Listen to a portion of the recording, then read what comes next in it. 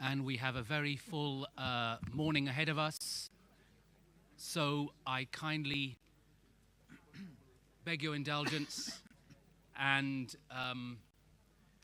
we will need to be concise and succinct, and if I may also draw on a Shakespearean quote, "Brevity will be the soul of wit," this morning. My name is Kishan Manocha. I'm Senior Advisor on Freedom of Religion or Belief at ODIHR, and it's my pleasure to welcome you to Working Session 12, Fundamental Freedoms, including freedom of thought, conscience, religion, or belief. You will note from the annotated agenda that freedom of religion or belief is one of the topics for discussion this morning, as is human rights education. We'll be hearing from two very distinguished speakers who will be addressing freedom of religion or belief and security in a few minutes. First of all, I should say that the speakers list is closed. We have exceeded the limit of 50 participants that can speak. Interventions will be timed at 2 minutes and no longer than 2 minutes. I wish to also remind you that speakers can only take the floor in the capacity in which they are registered, and only entities registered on the speakers list can be represented. You've heard that before, but kindly note that again if this is your first time in the session. We have also asked that participants submit their statements before the sessions to the interpreters, and these will not be distributed without your consent, of course, and statements should be also provided to the documentations desk in front of the plenary hall. So without further ado, we will be exploring in this section of the session this important interrelationship between freedom of religion or belief and security. It's an important debate for reasons that we do not need to rehearse here. I'm sure they are obvious to everyone. But we are hoping that as well as gaining clarity around fundamental ideas, principles, and concepts, we will also be constructive in thinking about strategies and tools that can ensure that both the universal right to freedom of religion or belief and security can both be advanced. So, to stimulate our thinking, to frame the discussion, to offer reflections on this important theme, we're delighted to welcome Joël Vis and Heine Bielefeld. I will first call on Joël to speak. Joël is an independent human rights researcher and consultant based in Geneva, Switzerland, recently appointed to the OSCE ODIHR panel of experts on freedom of religion or belief for a 3-year term. Joël has a distinguished record of research in the various areas of human rights, particularly freedom of religion or belief, but also freedom of opinion and expression, and issues related to counterterrorism and security. So it's my pleasure to welcome Joël. Thank you very much. Thank you. Thank you very much, Kishan Manocha. It's a pleasure to be here to address you on this very important topic, and obviously it's a great honor for me to be on a panel with the UN Special Rapporteur on Freedom of Religion or Belief, Heine Bielefeld. So we're here to discuss freedom of religion or belief, which is a universal human right, a fundamental freedom, but that can no longer be taken for granted. And today, as we survey the situation across the OSCE region, we see that the right to freedom of religion or belief is under threat for a number of reasons. And one of those reasons is the idea that a multiplicity of religions and beliefs can endanger peaceful coexistence and pose a threat to national security. There are many instances of restrictions on freedom of religion or belief in the name of national security. There are many examples, and I could go on for a long time, but here are just a few. States continue to deny recognition to peaceful, belief-driven groups. Some religious groups have been designated as sects or as cults. Access to places of worship for minorities have been denied. And in some OSCE participating states, states exert tight control over the autonomy of certain religious communities. It's time to set the record straight, to challenge a certain amount of assumptions that are more complex than meets the eye. And I'd like to make 3 points in this regard. My first point is that freedom of religion or belief and security are not in competition. It's a very simple point, but the debate is incredibly complex and it needs to be disentangled. There tends to be a perception that freedom of religion or belief and security are trade-offs and mutually incompatible. In an age where religions and beliefs are regarded as a threat to security, many assume that freeing oneself from religion or eliminating religion and belief diversity altogether will decrease security threats. And this thought process leads to a dangerous assumption that the more religious an individual is, the higher the security threat he or she poses to society. This assumption positions freedom of religion or belief and security as competing values. In other words, given that religious freedom can endanger security, it needs to be contained. And to summarize, more security can only be guaranteed by a relative devaluation of freedom of religion or belief. Now, this logic does not correspond to the OSCE vision. The OSCE has a very holistic approach to security, and it consistently emphasizes the explicit link between security and freedoms. The human dimension of security must be taken just as seriously as the military, political, or economic dimensions. One of the core OSCE principles enshrined in the Helsinki process is that all values are complementary, meaning security, peace, rule of law, human rights, and economic progress go hand in hand.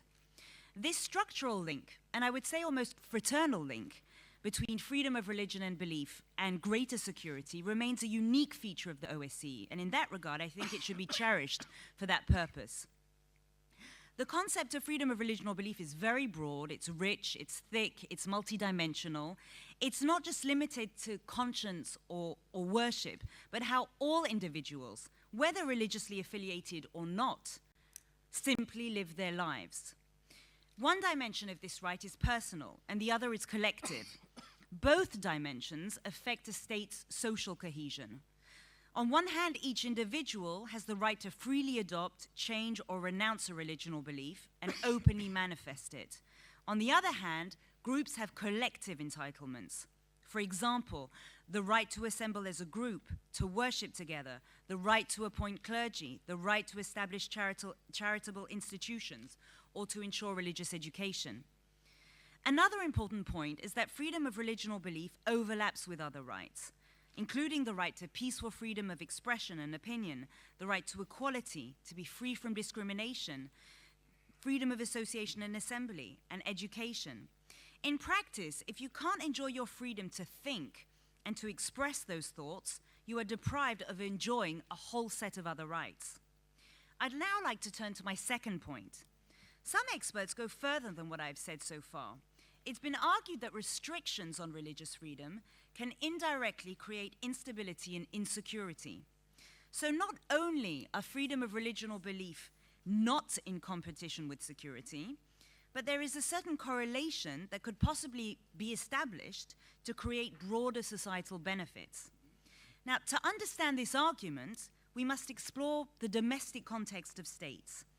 When a citizen feels constrained and unable to manifest his or her own views, either at an individual or at a collective level, the level of trust between the state and this individual can erode.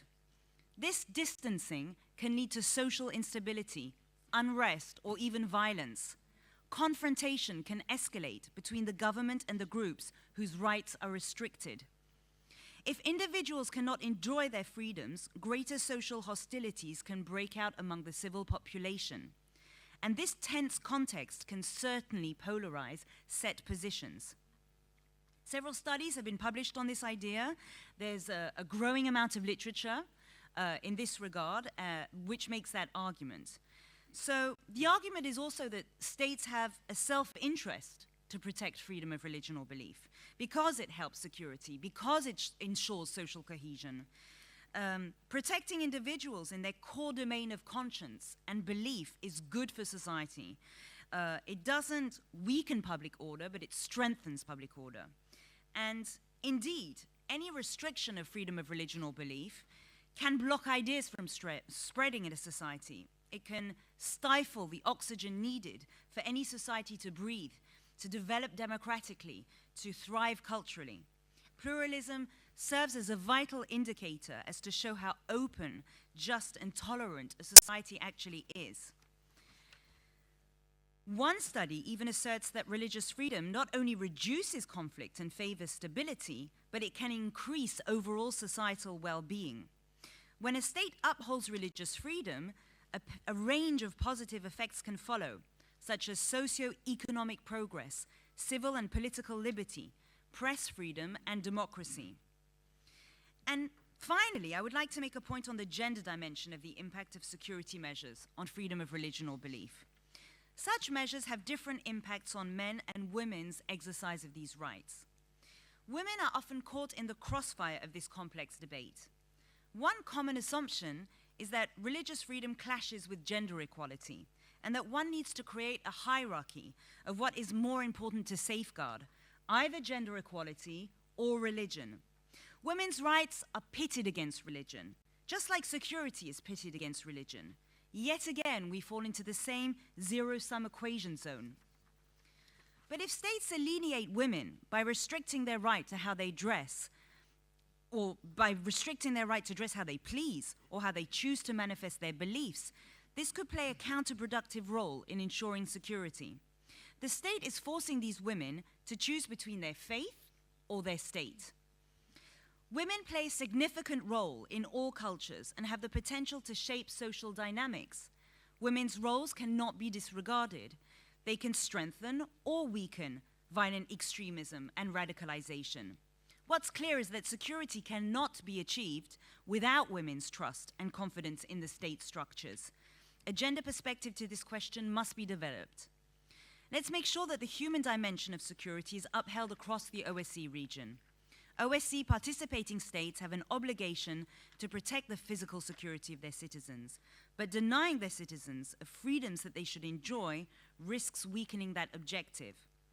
When people are free to practice their faith as they choose, it helps hold pluralistic societies together, rendering them more stable, politically and socially.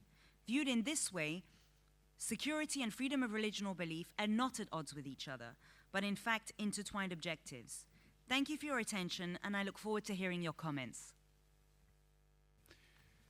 Thank you very much, Joelle, helping us frame the discussion in light of the OSCE comprehensive concept of security, reminding us of the societal benefits that accrue from full compliance with international standards on freedom of religion or belief, and also introducing the agenda perspective, a gender dimension to this discussion.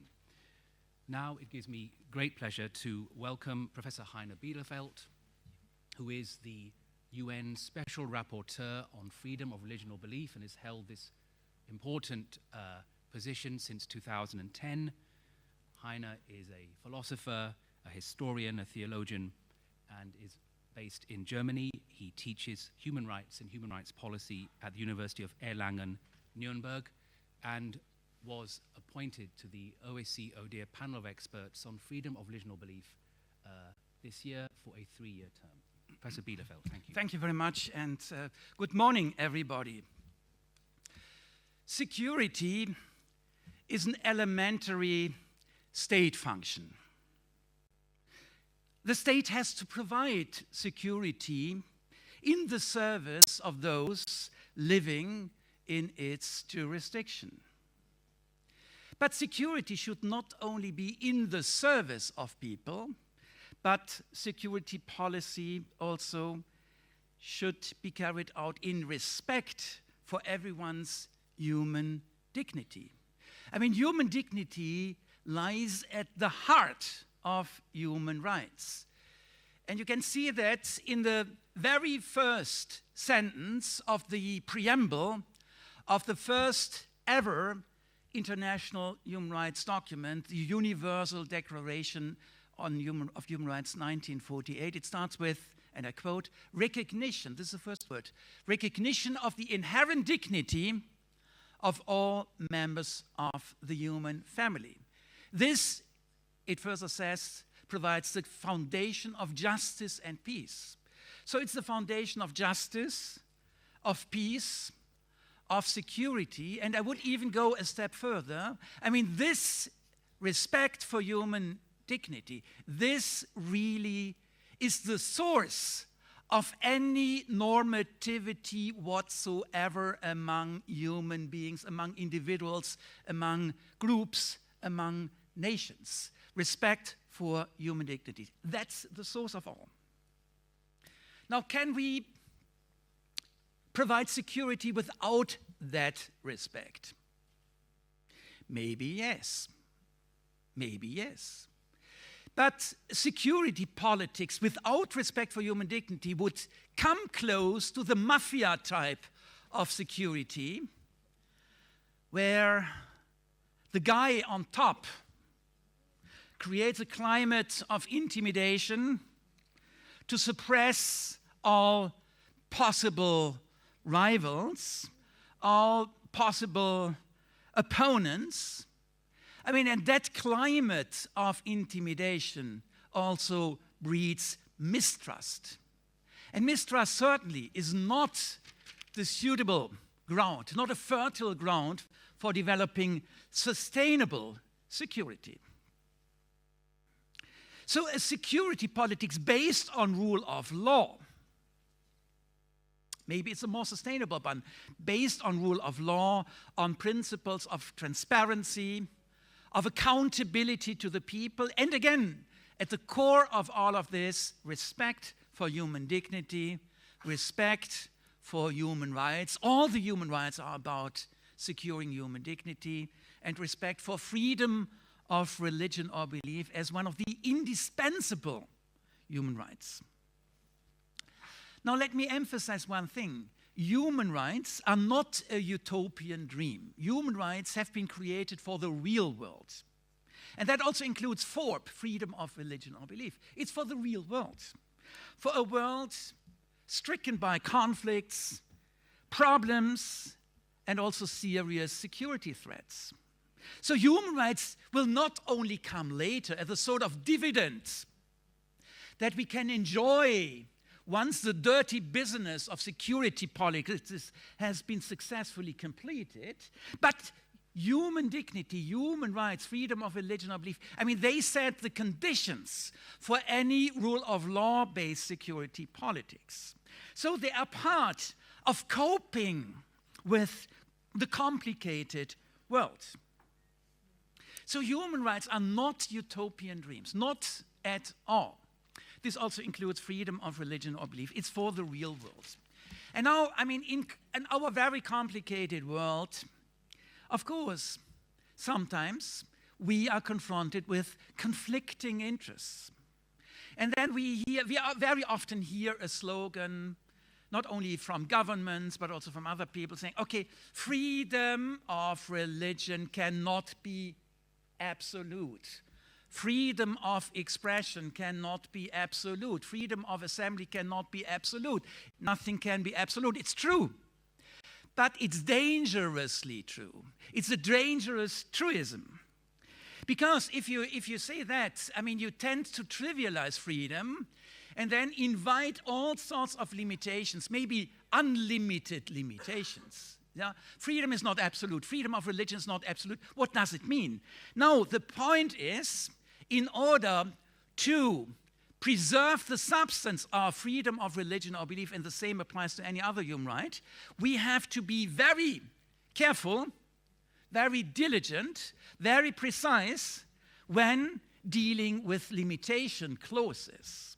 Limitation clauses. And there's always one metaphor coming up in these discussions, a metaphor which always makes me very, very nervous. And this, I mean, you know it all. This metaphor is balancing. Be very careful. Balancing, I mean, it sounds very relativistic. It has a certain, let's say, common sense element of truth, but it's very, very relativistic. So it sounds like, okay, we have different concerns on our weighing scales, and then, okay, there's freedom of religion, there is security. Okay, we have to weigh it up, we have to juggle with all these conflicting demands. And in the end, the weighing is left to governments. They can decide as they see fit. They can also maybe arbitrarily, discriminatorily decide. There we have to be very, very careful. So I would actually encourage you to reconsider the balancing metaphor. I use it sometimes myself, but let's be very careful. Balancing is a wrong metaphor. It actually invites selling out the substance of freedom of religion or belief and any other human rights. So instead of the balancing metaphor, I would call for applying a justification logic when it comes to limitations. Justification instead of balancing. So have a look at Article 18 of the International Covenant on Civil and Political Rights, or, I mean, similar provisions concerning other rights to freedom. There you can find limitation clauses, and I don't want to go into technicalities now. I would just like to draw your attention on one little word that carries all the weight. And one little word is so small that it sometimes tends to be overlooked. And this little word is only. Limitations can be justified only if.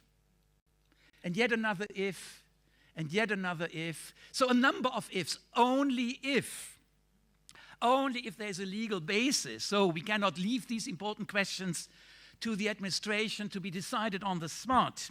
We have to have a legitimate purpose. So public order can be a legitimate purpose. Then proportionality, but again, proportionality should not be trivialized as balancing, because, for instance, one component of proportionality is if you go for a limitation, in order to justify that limitation, you have to prove also empirically that this limitation is really suitable to serve a certain purpose. So, I mean, when fighting, for instance, terrorism, acts of terrorism committed in the name of religion, okay, I mean, this is a challenge now that we confront in all states, also in the OSCE region.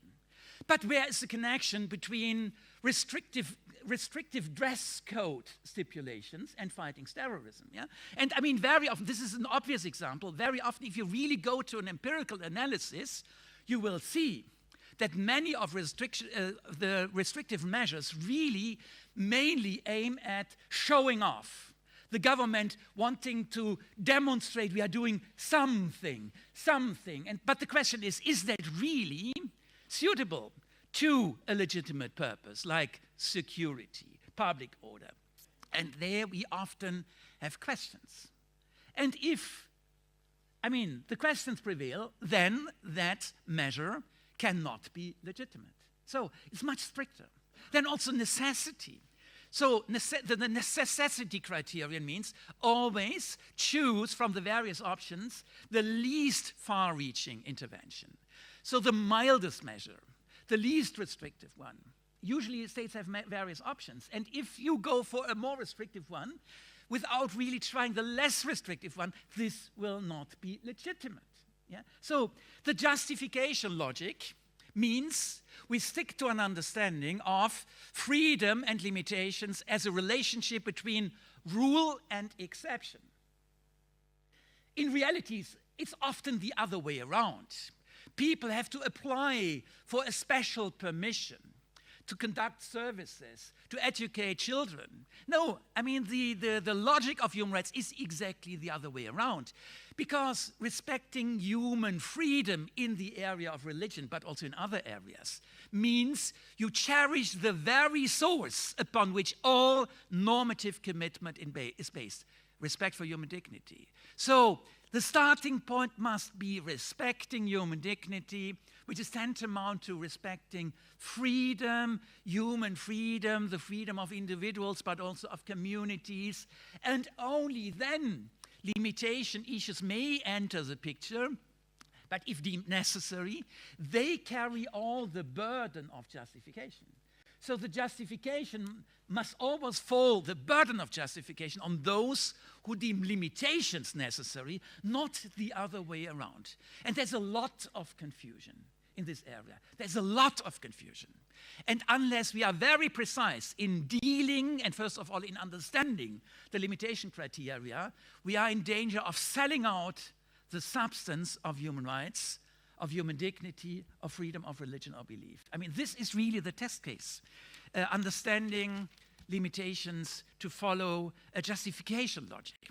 And if you take that seriously, it also means you will come across absolute norms. Because, I mean, the very logic of justification presupposes an addressee.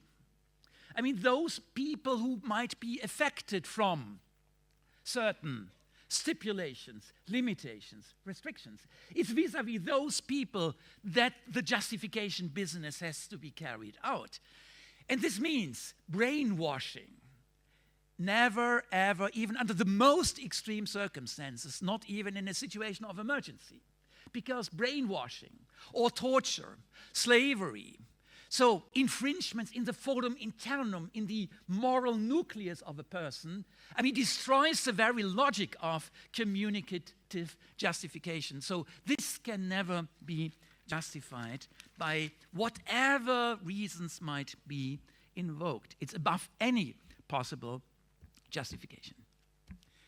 Okay, to conclude, a careful handling of limitation clauses is really the test case for preserving the substance of human dignity, human rights, freedom of religion or belief, and other rights to freedom.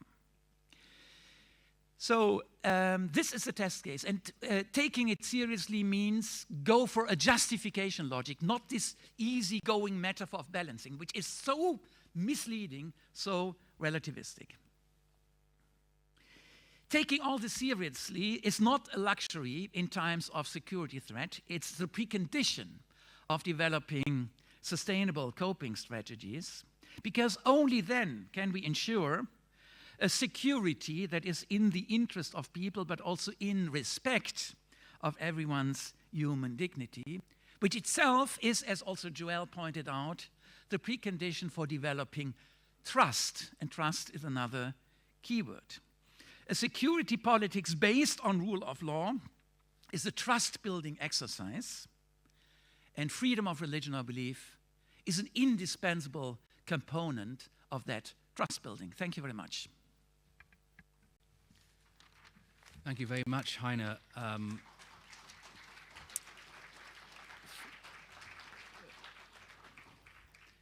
For being very clear on some very fundamental points that no doubt we will now carefully reflect on in the remaining time that we have. That security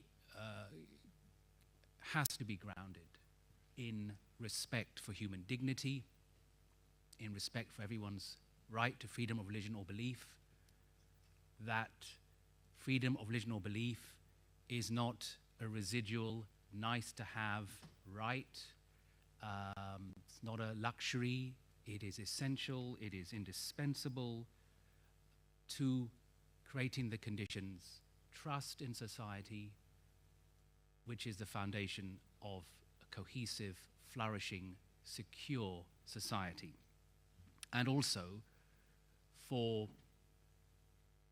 reminding us of the limitations in the balancing metaphor that we all too easily use when we look at exceptions to the rule and when we look at this interrelationship between form and security, and bringing to our attention, introducing to us this logic of justification, which is a strict companion to the human rights approach. Thank you very much indeed. Thank you to Joel and Heine for your very insightful and very helpful contributions. And it is a shame that we don't have more time to hear from both of you and to unpack this with you, but we have, as I said earlier, a very full speakers list.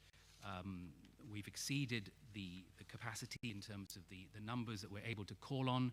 please be sensitive to the needs and the rights of others. Confine your comments to 2 minutes maximum. When you first speak, please introduce yourself, your name, your organization, or the delegation you represent, or institution you represent. Be constructive, be succinct, put forward recommendations. If you have a pre-prepared statement, please ensure that goes to the documentation center. And rather than read your statement, speak off the cuff and speak in relation to what you have heard. This will be very helpful to us. Anyway, without further ado, may I call on the representative of Atheist Ireland to be followed by Western Thrace Minority University Graduates Association. So the floor to Atheist Ireland, please. Jane Donnelly, Human Rights Officer, Atheist Ireland.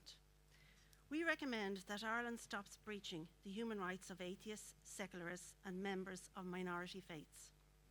This includes in publicly funded schools run by the Catholic Church that breach the human rights to freedom of religion and belief, freedom from discrimination, equality before the law and no effective remedy. We make 2 recommendations to ensure that laws protect people from harm and not ideas from criticism. You have rights, your beliefs do not. 1. Ireland should urgently hold a referendum to remove the offence of blasphemy. Islamic states at the UN have cited the Irish law when trying to spread global laws against defamation of religion. 2. OSCE states should reject the use of the propaganda term Islamophobia. This word is used to conflate bigotry against people, which is bad, with criticism of religion, which is necessary and good. We make 2 recommendations to stop religious beliefs from diminishing the human rights of women and minorities. 1. OSCE states should protect the rights of all pregnant women to health and bodily autonomy. In particular, Ireland should repeal the religiously motivated 8th Amendment to the Constitution, and Poland should not introduce its barbaric anti-abortion bill. Just 5 minutes from this building, Polish citizens are holding black protests against this breach of human rights. 2. OSCE states should oppose Sharia courts and tribunals that discriminate against women, as well as gay people and dissident Muslims. There should be one secular law for all. Religious states promote religion. Atheist states promote atheism. We want secular states that promote neither. Thank you. Thank you. Next will be the Western Thrace Minorities University Graduates Association, followed by the United States of America. Thank you, Mr. Moderator. I'm Esra İsmail, representing the Western Thrace Turkish minority. One of the important issues of the Muslim Turkish minority of Western Thrace in terms of religious freedoms is the non-recognition of the elected muftis by the Greek authorities. The Muslim Turkish people have the right to freely establish, manage and control any charitable, religious and social institutions and thus elect its own religious leaders. This right was safeguarded by bilateral agreements and international treaties. However, Greek authorities do not implement the relevant provisions of those internationally binding documents. The main official and public pretext of the Greek authorities for insisting on the appointment of the muftis is that muftis are religious judges and Excuse me, may I just ask you to slow down a little bit? That would help the interpreters. Sorry. Thank you. The main official and public pretext of the Greek authorities for insisting on the appointment of the muftis is that muftis are religious judges and in Greece all judges are appointed. However, in reality, the Islamic law exercised in a traditional and a very limited fashion by the muftis in Western Thrace is not obligatory. That is to say, members of the minority have right to decide whether to choose the Sharia law or Greek civil law regarding their inheritance and civic issues. Another claim of the Greek authorities regarding the appointment is that the muftis are appointed in all Muslim countries, including Turkey. However, this is a false and misleading analogy. Muslim Turks of Western Thrace consist a minority in Greece, whereas Muslims make up a majority of Turkey's population. If a comparison is to be made, it should be drawn with the Greek Orthodox minority in Turkey, where the Greek Orthodox Patriarch is elected in conformity with long-lasting traditions. Also, in some countries like Bulgaria, muftis are elected. Therefore, Western Thrace Muslim Turkish minority calls upon the Greek state to take necessary steps to eliminate the problems regarding the religious rights of the Muslim Turkish minority, to recognize the elected muftis of the Turkish minority, respect and implement the provisions of 1913 Athens Treaty and 1923 Lausanne Peace Treaty. Thank you. Thank you very much. I now call on the distinguished representative of the United States to be followed by Forum 18. Thank you, moderator. A few states target anyone who exercises freedom of religion or belief outside of state control. Turkmenistan permits religious activity only by registered groups. It restricts even them in obtaining permanent premises for worship or for printing, importing, or disseminating religious text. We urge Turkmenistan to reestablish provisions for conscientious objectors to military service. In Uzbekistan, over 10,000 peaceful Muslims and members of religious minorities are imprisoned for religious extremism. Some suffer abuse and death. Importing, publishing, or distributing religious text is prohibited. Conversion and proselytizing are penalized. Religious freedom in Tajikistan has worsened. The law restricts who can pray, when, and where. Women in hijabs and men in beards are harassed and beaten. Persons under 18 cannot worship publicly. The government banned non-secular political parties and supports the exclusion of women from mosques. Kazakhstan plans new security laws that further penalize religious activities. Russia's new anti-extremism law restricts missionary activities, penalizes Jehovah's Witnesses, Muslims, and others. It authorizes longer prison sentences for alleged extremism. It restricts religious activities to state-approved venues. It allows for the deportation of missionaries, and it sets large fines. Russian occupation authorities in Crimea raid Tatar villages, homes, and mosques. In Azerbaijan, Muslim and other religious minorities face obstacles registering. They cannot freely practice their religion without fear of priest raids. Many are jailed. We welcome Ukraine's recent constitutional court ruling. It allows citizens to organize a religious gathering by simply notifying the authorities. It does not require them to seek permission. We strongly support ODIHR's work on religion and belief. We encourage all states to use its guidelines to improve protection of these rights. Finally, many refugees fleeing Daesh in Iraq and Syria have suffered religious persecution and atrocities. Secretary Kerry announced his judgment that Daesh is responsible for genocide against groups in the areas under its control.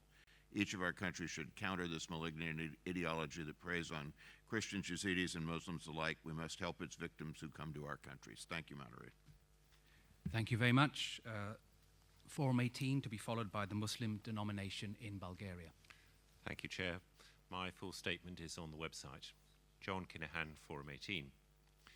The OSCE is a security organisation, as human dimension commitments from the Helsinki final onwards have stressed. The Charter of Paris for a New Europe, for example, states that human rights and fundamental freedoms are the birthright of all human beings. Their promotion and protection is the first responsibility of government. Their observance and full exercise are the foundation of freedom, justice, and peace. As we have heard, commitment implementation is essential for our common security, not least those participating states who seriously violate their commitments to implement freedom of religion or belief. These include Russia, Kazakhstan, Kyrgyzstan, Azerbaijan, Tajikistan. The list can go on. Often misleading language such as extremism or anti-terrorism is used to disguise their violations. So what can constructively be done? Implementing OSCE human dimension commitments has been shown, for example in the north of Ireland, to be a highly effective way of addressing the root causes of insecurity. So participating states, OSCE institutions and field operations and civil society could mainstream freedom of religion or belief within an all human rights for all perspective, firmly linking its implementation with implementation of other fundamental freedoms such as expression, assembly, association, and the right to be free from torture. Insist, in line with human dimension commitments, that the non-negotiable first and most effective step to ensure security is fully implementing fundamental freedom commitments. Challenge the misuse of concepts such as anti-terrorism, extremism, tolerance, and dialogue to disguise human dimension commitment violations. And finally, use tools such as the EU Guidelines Promotion, Protection of Freedom of Religious Belief and the OSCE's own joint guidelines, legal personality of religion and belief communities on freedom, peaceful assembly, and so on. Thank you for your attention. Thank you. The next speaker will be from the Muslim denomination in Bulgaria, to be followed by Think Out. And may I kindly ask all speakers to introduce themselves by name and the organization they're representing at the outset. Thank you. Thank you, Mr. Moderator. My name is Hayri Emin. I represent Muslim community in Bulgaria. Respect for religious freedom lies at the very heart of security and stability in the OSCE area. I note with distress that there are already many warning signs which indicate that freedom of religion lies at risk. The recently proposed law drafts and amendments to the law of religion in the National Parliament of Bulgaria clearly deny certain rights to the Muslim community in Bulgaria. For example, the law drafted relating to religious restrict use of mother tongue or another language during worship and rituals, restricts receiving donations and involvement in joint activities with other organizations, with many other amendments that restrict the freedom of religion. Moreover, the nationalistic political parties in the parliament introduce obstacles for the implementation of basic human rights of Muslim minorities under the pretext of the fight against terrorism. International law recognizes that freedom of conscience and religion belongs to the essential core of natural rights, which positive law can never legitimately deny. Acceptance of the religious freedom of others is the cornerstone of dialogue and cooperation and guarantee of all other freedoms. Today, the threat of radicalism and terrorism has been accompanied by a rising tide of suspicion and intolerance directed at Muslim communities. In the current climate of fear and insecurity, it's crucial for officials, media, political and community leaders to use appropriate language both in the national and international arena to prevent the spread of Islamophobia, speak against Islamophobia and religious discrimination, and promote the principles of multiculturalism. To foster human rights culture, we need education, political and community leadership, and legislative action. I'll give some specific recommendations and more detailed information in my written statements. Thank you. Thank you very much. We will now hear from Think Out, to be followed by CAPLC. Thank you, Sir Moderator. I am Hakan Sönmez from Think Out, Belgium. Freedom of thought brings also freedom of explanation, expression, discussion, and publishing together with it. Those who have the responsibility of governing a society are responsible for the welfare of the state, and if they are convinced that an opinion is dangerous by menacing the political, religious, or moral assumptions on which the society is based, it is their duty to protect society against it as against any other danger. Like the members of terrorist organization PKK can repeatedly organize meetings in the center of Brussels with permission of Belgian authorities. The devastating consequences of terrorism is clear, and terror propaganda is certainly not freedom of thought. So shouldn't we reconsider the definition of freedom of thought? Thank you very much. Thank you. Next will be CAPLC. My French is no longer what it was, so I won't read out what that stands for. I apologize. And then we will hear from the distinguished representative of the Russian Federation. Thank you. Bonjour. Good morning. I represent our coordination for freedom of belief. Mr. Valls, the current Prime Minister of France, reminded the National Assembly a few weeks ago that there is no legal definition of the word sect, but there is a Federation of European Centers of Research and Information on Sectarianism. It's recognized as a non-governmental organization, and its objective is to identify organizations and individuals that make money on beliefs. Now, a prime minister who claims that there is no legal definition of sex in France, can he accept 100% funding of such an organization whose objective it is to identify sects? And the actions of the Federation supposedly are not religious or political.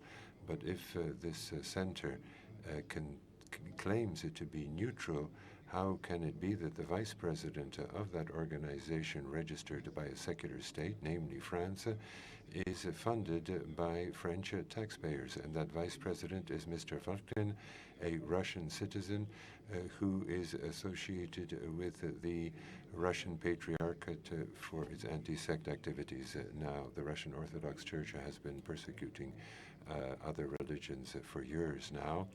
Now, Alexander Volkin, the vice president of the center, how can he criticize the Falun Gong, given that its members are persecuted according to a UN report since the year 2000?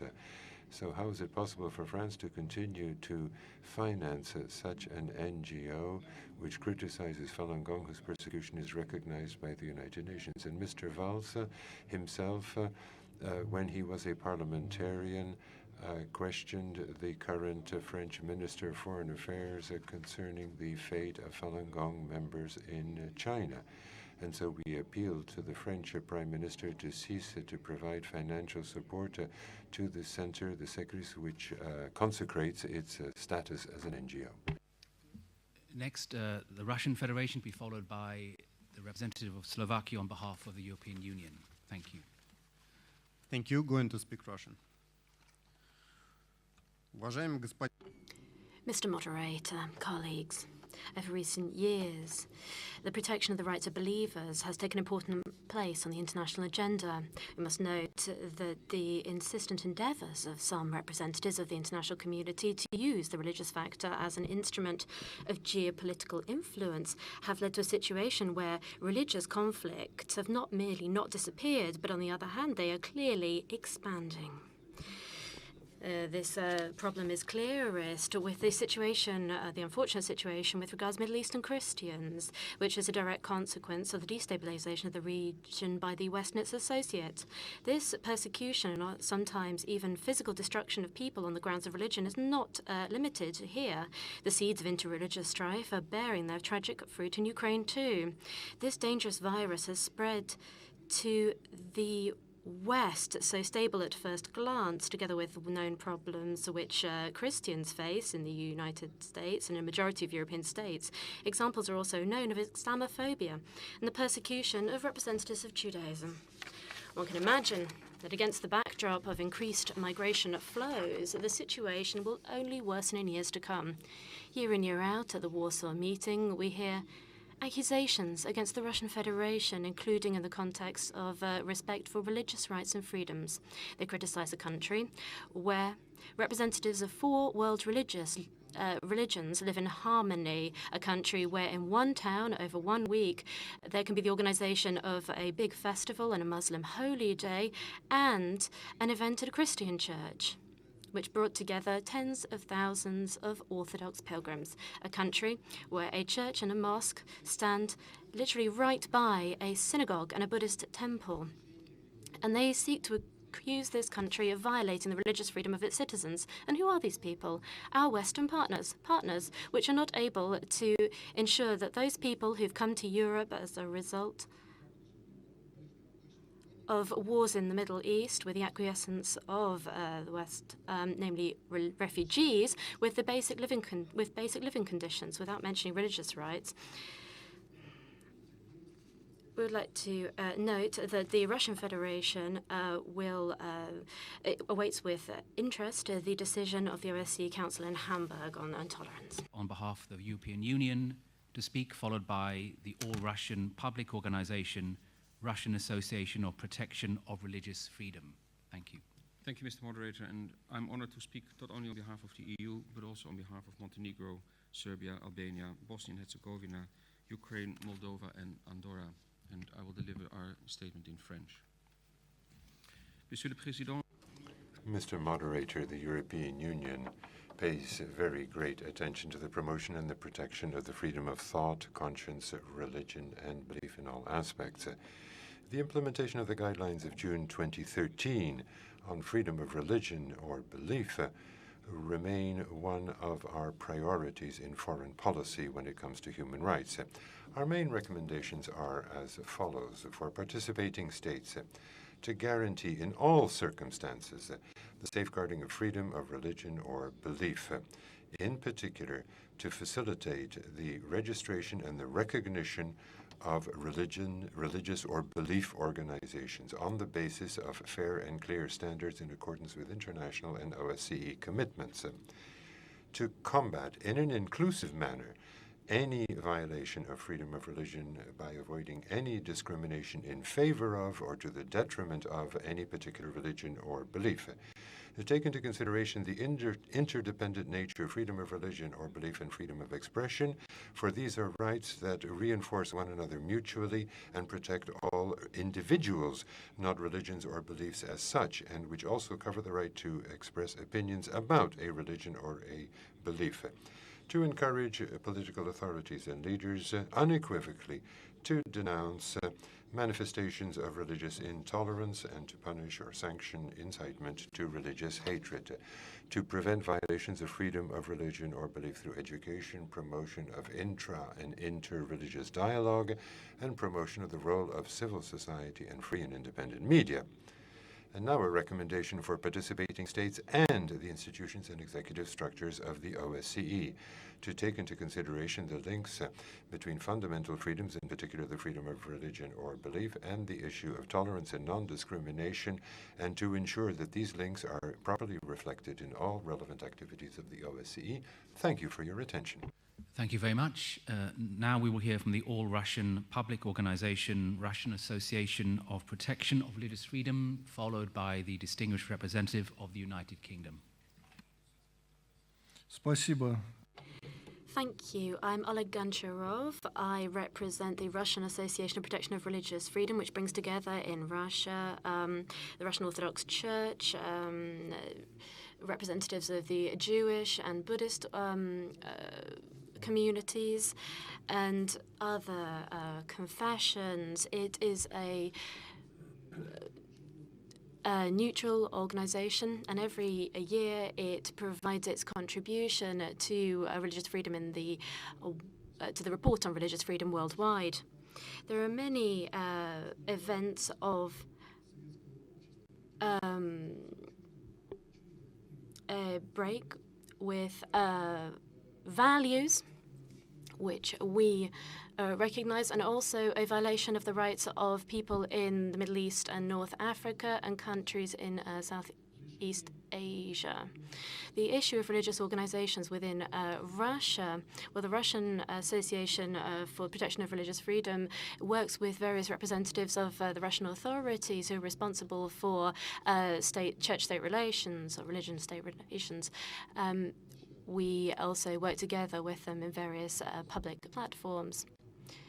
My association would invite you to consider the violations of religious freedom covered in this document, and we would invite civil society organizations working on this subject and others to cooperate with my association in monitoring and analyzing the religious situation in Russia. The full text of my intervention will be uploaded to the website. Thank you. Thank you very much. Just to remind speakers that if you do have recommendations, it would be very helpful if we could hear them first, and you can unpack them as you proceed.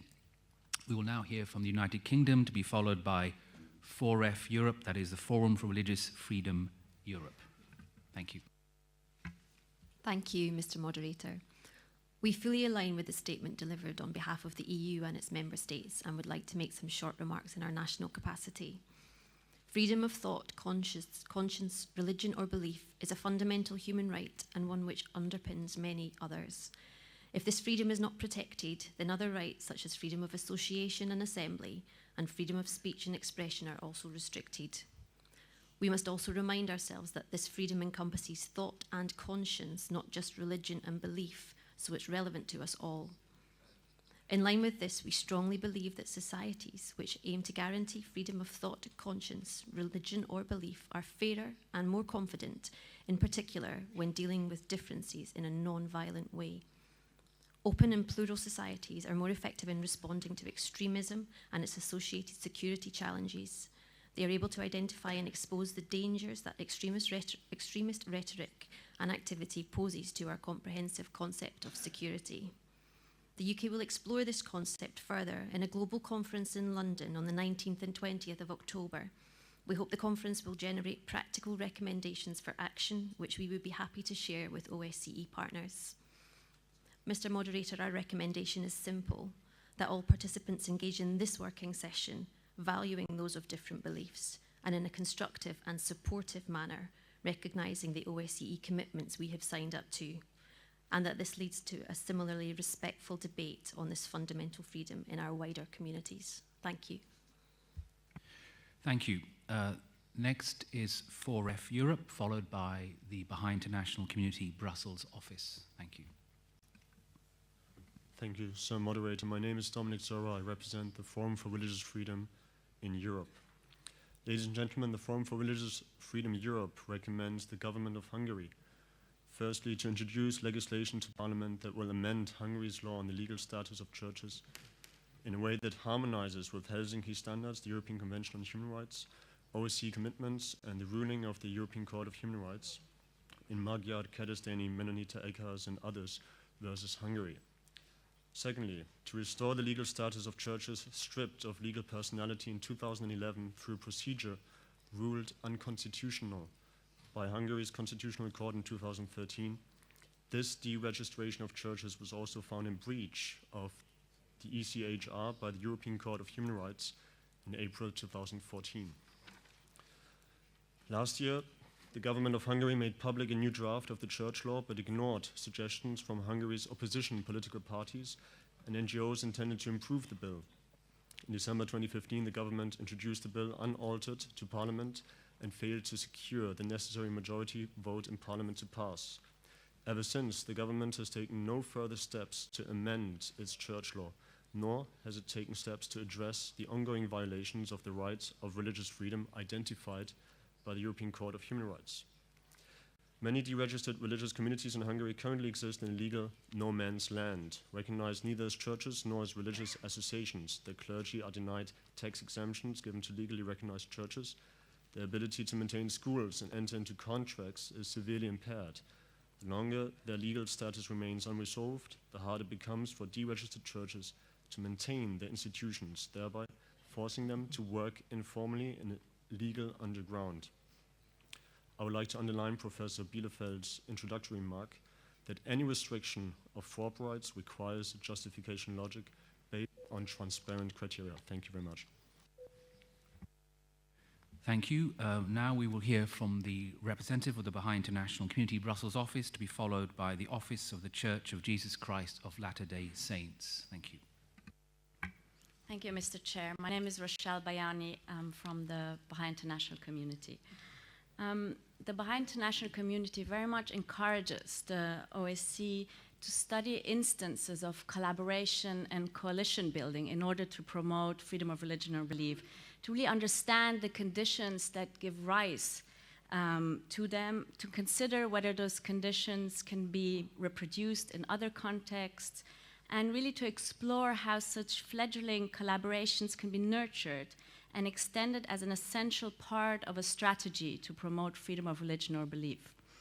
While the current situation of freedom of religion or belief is really worrisome in very many respects, we're also at the same time witnessing the very encouraging tendency of a variety of actors in society, be they religious or not, to really speak out on each other's behalves and to form coalitions in order to promote freedom of religion or belief.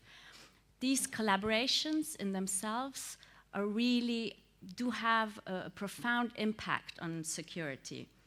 The universality of freedom of religion or belief really needs an integrated approach to which all actors in society contribute, and not one that is fragmented and simply based on special pleadings or particular entitlements. Collaborations will need to be based not simply on the familiar logic that a coordinated number of voices is stronger than a simple voice, but really on the belief that we are to seek the interests of all members of society.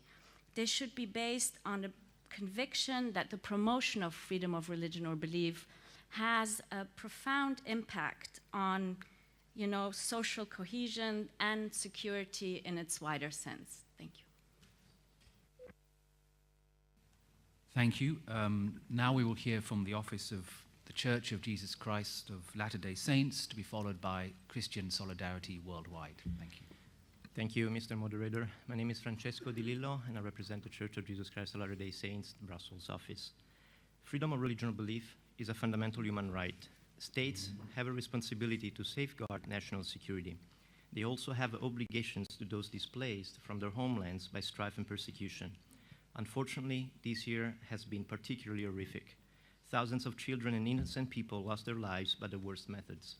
The civil war in Syria and the fight against Daesh have resulted in the greatest refugee crisis since the Second World War. In response to these developments, some countries have adopted or are considering prohibitive immigration laws and targeting religious groups with bans and restrictions. Regrettably, some measures are disproportionate and threaten the right to and enjoyment of freedom of religion or belief. Elder Patrick Kieran, president of the Europe area of the Church, recently said, quote, "Being a refugee may be a defining moment in the lives of those who are refugees, but being a refugee does not define them. But our response will help define us," close quote. We would exhort the adoption of policies that encourage us to treat each other as children of God in relation to the protection of religious freedom in preserving the safety of citizens and refugees. We respectfully submit participating states the following considerations. Freedom of religion or belief is a fundamental human right, protected in the laws of many nations, as well in global compacts like the Universal Declaration of Human Rights. Religious freedom promotes stability in a pluralistic society. When limited, it correlates to increased violence and conflict. Wherever religious freedom is high, there is more economic prosperity, better health, lower income inequality, and prolonged democracy. Finally, with so many other religions and people of goodwill, we implore two things: that freedom of religion and belief be protected as a respect to the humanity of those who profess any belief, that all those who are forced to flee persecution or strife be treated with the dignity that we ourselves would hope to receive. Thank you. Thank you.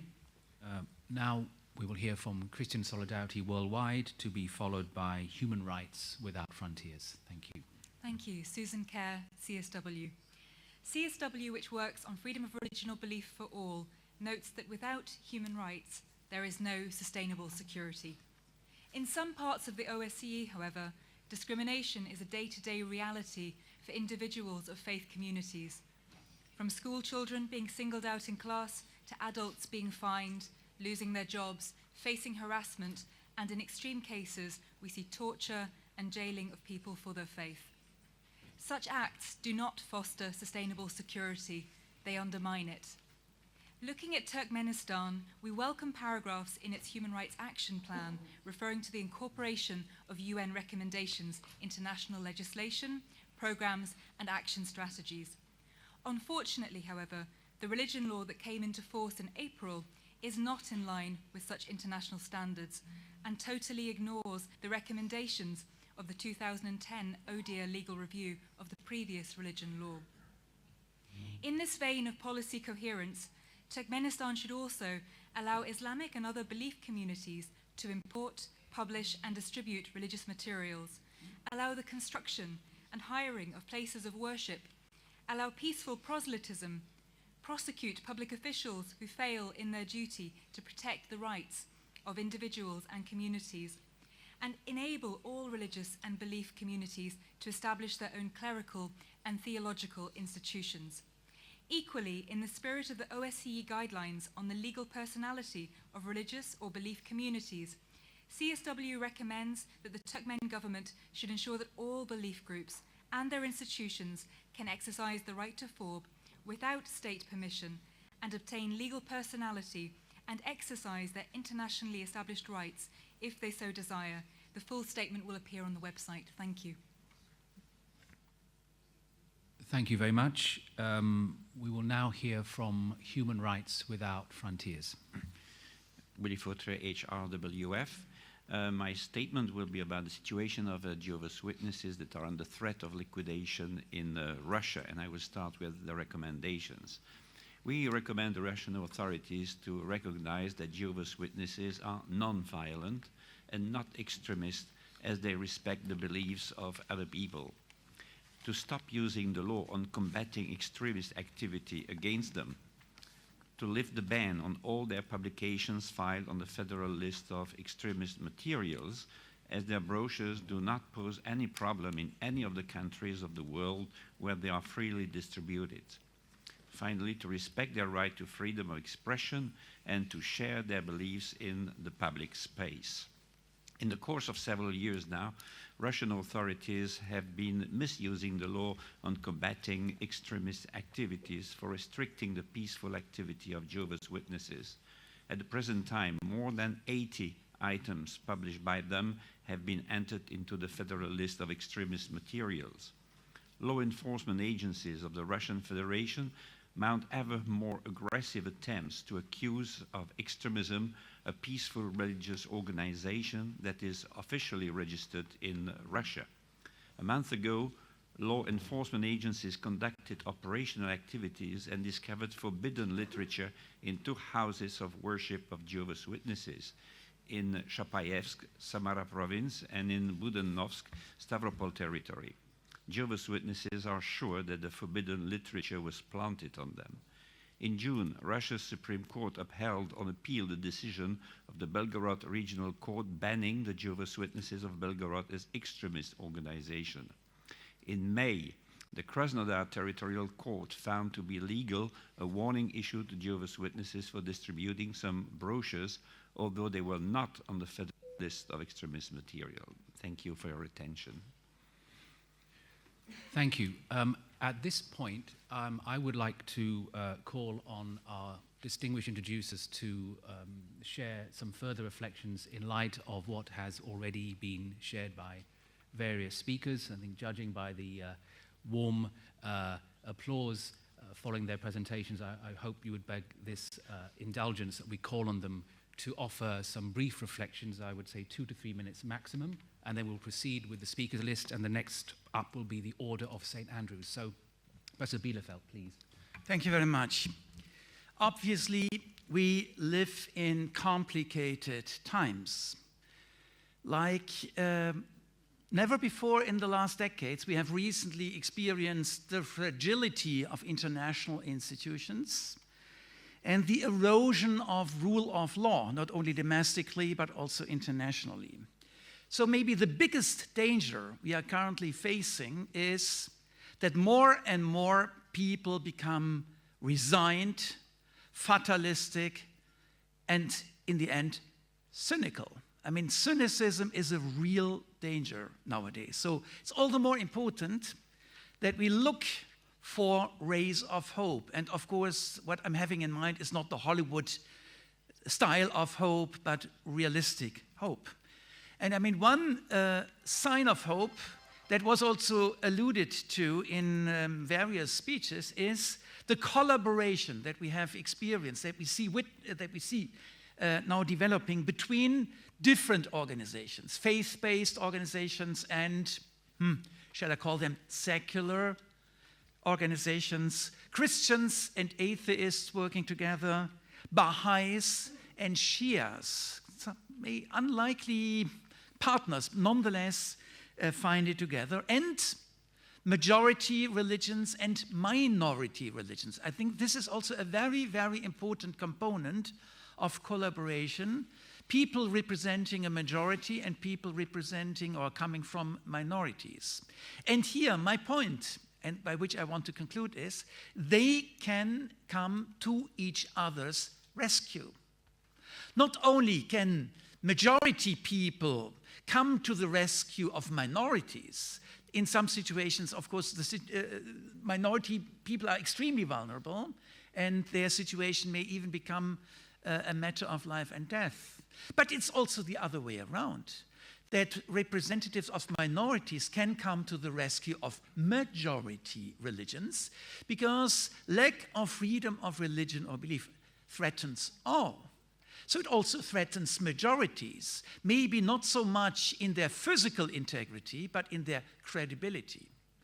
So, and current processes that may even remind us of a slogan of the early modernity, cuius regio eius religio, the territorialization of religion, that we see happening also in the refugee crisis in Europe, is very dangerous, not least for majorities, because they are the ones in danger of losing any reputation, any credibility, the persuasiveness of their message, if they subscribe to this wrong equation, our turf, our territory, our religion. It's highly dangerous also for majority religions. So minorities and majorities can also mutually enlighten each other, come to each other's rescue. And the good news is we see it happening. We actually see it happening. Also people from majority religions really say, I mean, this sort of territorializing religion, using religion as a tool for aggressive identity politics, it's not happening in our name. And this is a message I like to hear and to which I like to give a very, very broad and loud echo. Thank you very much. Thank you. Joelle, please. Thank you. I would just like to just raise one more idea with you, which has been alluded to, and when Heine speaks about minorities, I think it certainly impacts that as well. We do see today a various typology of restrictions on freedom of religion or belief. There are some in terms of policies of the states, some in terms of legislation, but I'd also like to stress the question of public attitudes in society. And when we speak about this cynical age in which we are plunged in, I think that states' interaction with public attitudes can create an explosive cocktail that can affect security to a certain regard. So we speak about policies, we speak about legislation. Of course, we know the type of restrictions that states make today, the unequal recognition of groups, the designation of some religious groups as sects or cults, legislation that interferes in religious affairs, censorship of religious literature, denial of access to religious sites. There are a great many legislative problems. In terms of policies, there are a great many problems as well, such as stop and search policies, profiling based on a person's ethnic or national origin, denial of religious freedom rights to prisoners, raids on homes. But the public attitude dimension of this is in theory, a societal development that states can't necessarily influence, but I think that it can a great deal, and it can create to greater or less security in a state. And so that's why I think it's very important to also speak about verbal abuse or harassment against individuals caused by civil society as well, intolerant discourses, inequality before the media or discrimination by citizens in the workplace or in housings or in schools. And so if the state behaves appropriately and sort of tackles these societal ills, then I think that the state could be better positioned to avoid this explosive cocktail that can impact security. And so that's what I would say. Thank you again to Heine and Joelle for your further reflections. Hopefully this will further inform the discussions we'll have for the rest of this session. So now we will turn to the Order of St. Andrew, to be followed by the Greek Orthodox Philoktochos Society. Thank you. Good morning. On behalf of the Order of St. Andrew the Apostle of America, I speak for the Orthodox Ecumenical Patriarchate headquartered in Istanbul, Turkey. Turkey has been on a watch list for religious freedom violations. I'm here to present to you 5 among many issues of extreme importance to our Ecumenical Patriarchate in Istanbul, all interrelated and all impeding freedom of religion in Turkey. These issues have been known to the Turkish government, but they have not been resolved yet. First, the Turkish government has converted into mosques historic and important Orthodox churches, among them Hagia Sophia near Sumela and Hagia Sophia of Nicaea. Recently, there was a move in Turkey to turn Hagia Sophia in Istanbul into a mosque, and this has upset the world. Hagia Sophia was built in 537 AD, and since 1935 has been a World Heritage Museum. Such moves are contrary to freedom to conduct religious services. The order respectfully submits that the Turkish government publicly commits that Hagia Sophia in Istanbul remains a museum. Number two, in 1971, the Turkish government arbitrarily and forcibly closed down the only Christian Orthodox theological school at Halki in Turkey. The US Commission on International Religious Freedom issued the statement, "We encourage the US government to urge the Turkish government to publicly commit to a specific date in the immediate future to reopen Halki," end of quote. The order concurs with this statement. Number three, the Turkish government interferes in the election of the Ecumenical Patriarchate. The order respectfully submits that the Turkish government stops interfering with the election of a new Ecumenical Patriarch. The legal identity and legal personality of the Patriarchate have been removed, and the Ecumenical Patriarchate is not allowed to own any property in Turkey, not even its churches. I think we may have to draw your conclusions. The Turkish government allows for the return of confiscated property in Turkey. Thank you. Thank you very much. Next, the Greek Orthodox Philoptochos Society, followed by Act for America 5-80 Coalition, please. I am Anita Kardelopoulos. I speak to you on behalf of the Greek Orthodox Ladies Philoptochos Society, located in the United States and reaching people in need worldwide. The society is the official philanthropic arm of the Greek Orthodox Church, has over 26,000 active members, and jurisdictionally is under the Ecumenical Patriarchate of Constantinople. Our support of the Ecumenical Patriarchate is unwavering. The Patriarch is the spiritual leader of 300 million Orthodox Christians worldwide and has been so for over 1,900 years in the city known today as Istanbul. The Patriarchate has faced a hostile environment characterized by unjust government decrees and policies, and the key issues are five. 1, governmental interference in patriarchal elections. 2, non-recognition of the Ecumenical Patriarchate's ecumenical status. 3, the lack of legal identity. 4, the closing of Kalki Seminary. And 5, the improper confiscation of property. The Greek Orthodox Ladies Philoptochos Society recommends that the Turkish government do the following. 1, remedy the wrongs set forth in the 5 items that I have described. The limited action which has occurred and for which we are appreciative is woefully inadequate. Turkey has the ability to do better. Adhere to and honor the promises made in previous agreements and treaties. Finally, we align ourselves fully with the prior testimony of the Order of St. Andrew relating to discrimination yesterday and religious freedom today for the Ecumenical Patriarchate. As Vice President Joseph Biden so eloquently stated in July of 2014, the great faith of the Greek Orthodox Church should have what people of all faiths deserve, the freedom to practice one's religion without restriction. I thank you for the opportunity to be heard. Our materials are outside and available on the website. Thank you. Thank you. And now Act for America 5-80 Coalition, followed by ADF International. Thank you. Good morning, Mr. Moderator. I am Dave Petties from the Act for America 5280 Coalition.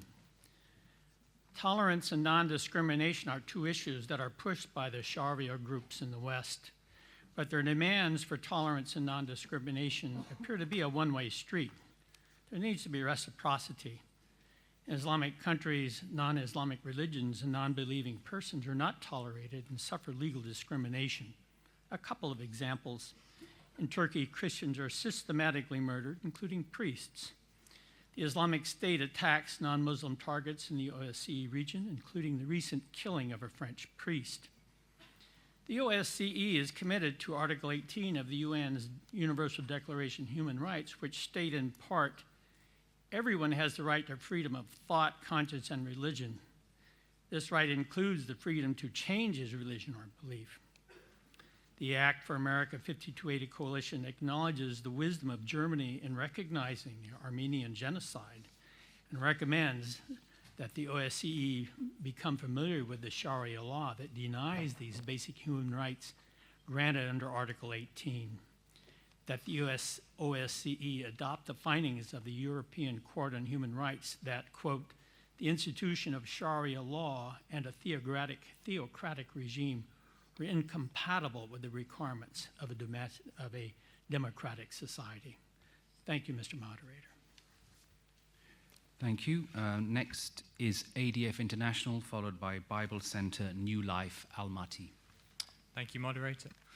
My name is Lawrence Wilkinson. I'm legal counsel with ADF International in Strasbourg. ADF International welcomes the OSCE's commitment to ensuring the respect of freedom to thought, conscience, religion, and belief throughout participating states. Inherent in the concept of a pluralistic, inclusive, and democratic society is the idea that the public square can be populated by people holding diverse viewpoints, beliefs, and moral convictions. This was recently confirmed by Franz Timmermans, the first Vice President of the European Commission in charge of fundamental rights, who stated that living together means that we must be able to manage differences even when we fundamentally disagree. Being able to disagree well and fostering a mutual understanding of each other is an indispensable element of a democratic society. Article 18 of the International Covenant on Civil and Political Rights enshrines the right to freedom of thought, conscience, and religion, and was expounded on by the UN's Human Rights Committee in 1993 in the issuance of General Comment number 22. The committee stressed the fundamental character of these freedoms, which was reflected in the fact that Article 18 could not be derogated from, even in the time of a public emergency. It follows, therefore, that states must refrain from validating and legitimizing certain beliefs to the exclusion of others. Such a course of action is likely to have a profound chilling effect on freedom of religion or belief. Key to the interrelationship between freedom of religion or belief and security is a forbearance on the part of participating states from compelling citizens to act in a manner that goes against their deeply held religious, moral, ethical, or philosophical beliefs. Therefore, ADF International strongly urges participatory states to robustly safeguard not just the right to hold different beliefs, but also the right to freely live out those beliefs. ADF International further urges participatory states to refrain from compelling individuals to engage in activity that is in serious conflict with their genuinely held religious or other convictions, so as to force them against the dictates of their conscience. Thank you. Thank you. Bible Center New Life Almaty will speak next, followed by European Baptist Federation. Заикин Сергей, Библейский центр. I represent the Bible Center New Life in Almaty. Mr. Moderator, ladies and gentlemen, we would like to inform the international community about the difficult situation in Kazakhstan when it comes to violating the rights of citizens and especially freedom of religion. NGOs, journalists, and believers are under pressure. At the present time, in some evangelical churches, there are criminal cases brought against people for their belief, although, of course, they are charged with other charges that are just a pretext. There are fines imposed for violating the religious law in the Republic, which in many respects is not in accordance with the constitution of the country and with international law. A number of bishops of evangelical churches have had to leave the country. Those who remain have their telephones tapped. They are recruited or tried. There's an attempt to recruit them by the security services. At the present time, there is a criminal case brought against the employees of our Bible Center, and in March of this year, there were searches in our Bible Center. A very large number of documents and 54 computers were taken away. This was shown by some of the media. but then in the media a few days later, there was information that arms and munitions were found in the Bible Center, and that was simply a lie. All of the property of the Bible Center was seized. At the present time, in accordance with a court order, our official site has been turned out, and it is simply no longer accessible. Our recommendation, well, I can see I've run out of time, so I'll submit the recommendation in writing. Thank you.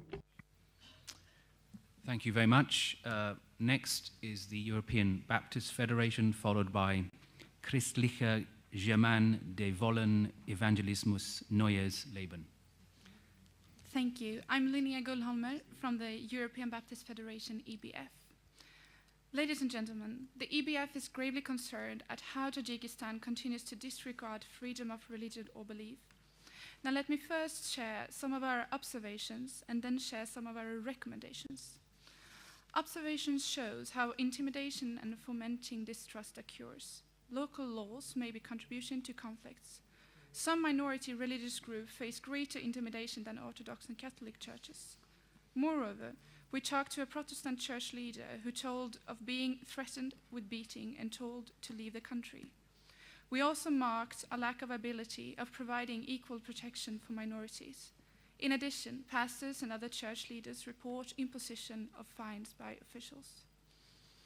Now, based on our observations, here are our recommendations. Respond to threats against religious minority groups. Repeal laws which infringe upon the freedom of religion or belief. Apply laws related to religious groups, including how to gain legal registration status. Train local authorities on the importance of the freedom of religion or belief. Take concrete steps in order to foster greater cooperation among different faith groups. Establish a representative body of religious leaders who could consult the government. Encourage interfaith dialogue and understanding. Repeal or modify the law limiting the participating of minors in religious activities, and remove administrative barriers. To sum up, our hope is that the Tajik government takes notice in our observations and welcomes our recommendations. The full report is to be published. I thank you. Thank you. Next is Christlicher Germain de Wollen Evangelismus Neues Leben, followed by the Plymouth Brethren Christian Church. Please. I'm Roman Snikov. My name is Roman Snikov. Russia.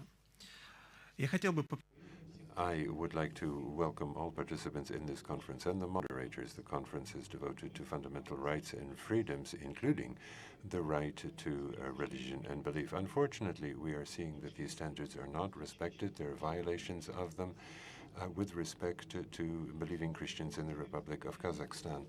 The freedom of belief and religion is very important for society, and violating these reduces faith in the state, and this has a very big impact on the society, on concrete individuals. And we are very concerned by the facts that we observe that these institutions, these rights and freedoms are being violated. For instance, evangelical Christian communities are being identified as sects, which is a slander. Lies are spread about them through the mass media, which results in tension in the country. I mean, it foments hostility on the part of those who have a different religion. There is a practice of arbitrary interpretation of legal standards, which results in gross violation of the authorities.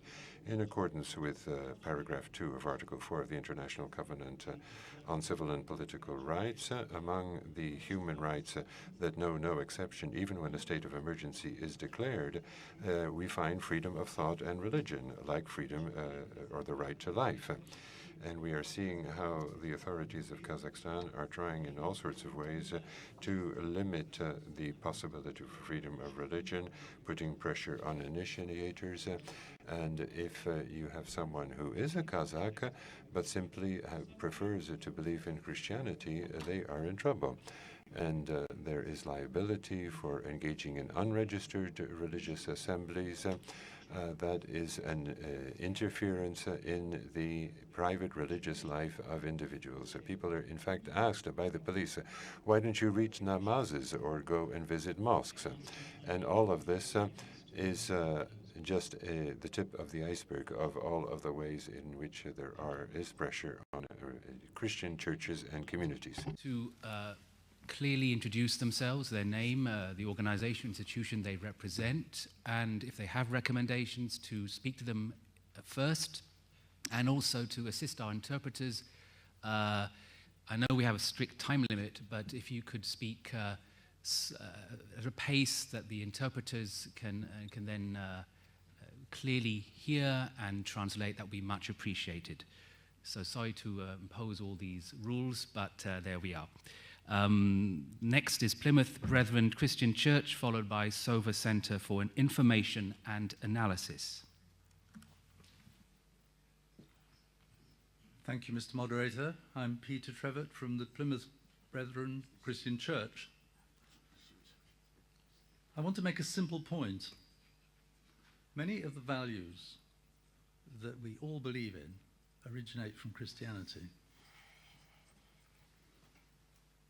Does your nation respect human life?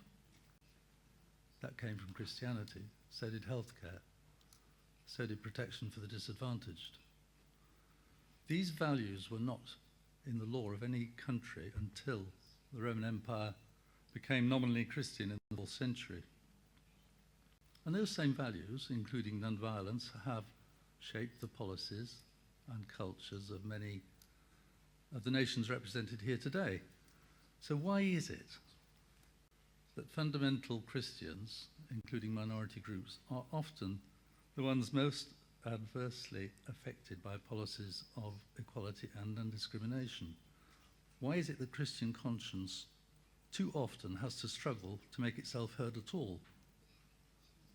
Of course, we know that Christianity today is on the decline in the countries of Europe where it once flourished most. But that doesn't mean that the consciences of Christian minorities should not be regarded. Our forebears realized that conscience is an evidence of human dignity and for discerning moral truth. They identified it as a core human right.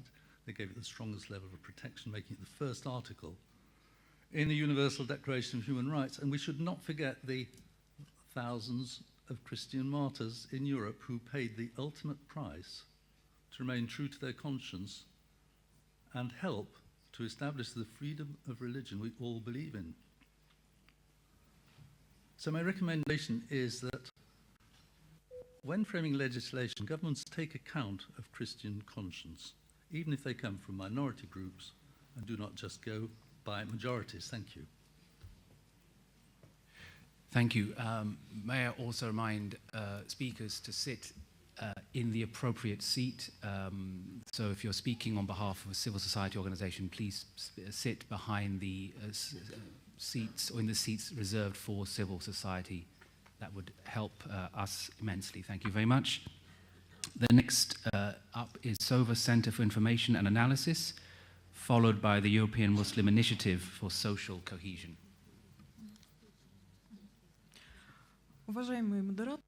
Moderator, participants in the conference, I would like to draw your attention to some problems in the area of freedom of conscience in Russia at the moment, the monitoring of which is carried out by our centre, Sova. Recently, what entered into force was a package of laws, including amendments significantly restricting missionary activity. In accordance with them, missionary activity is only permitted for representatives of religious organisations and registered religious groups who are able to confirm their right to do so with the corresponding documents.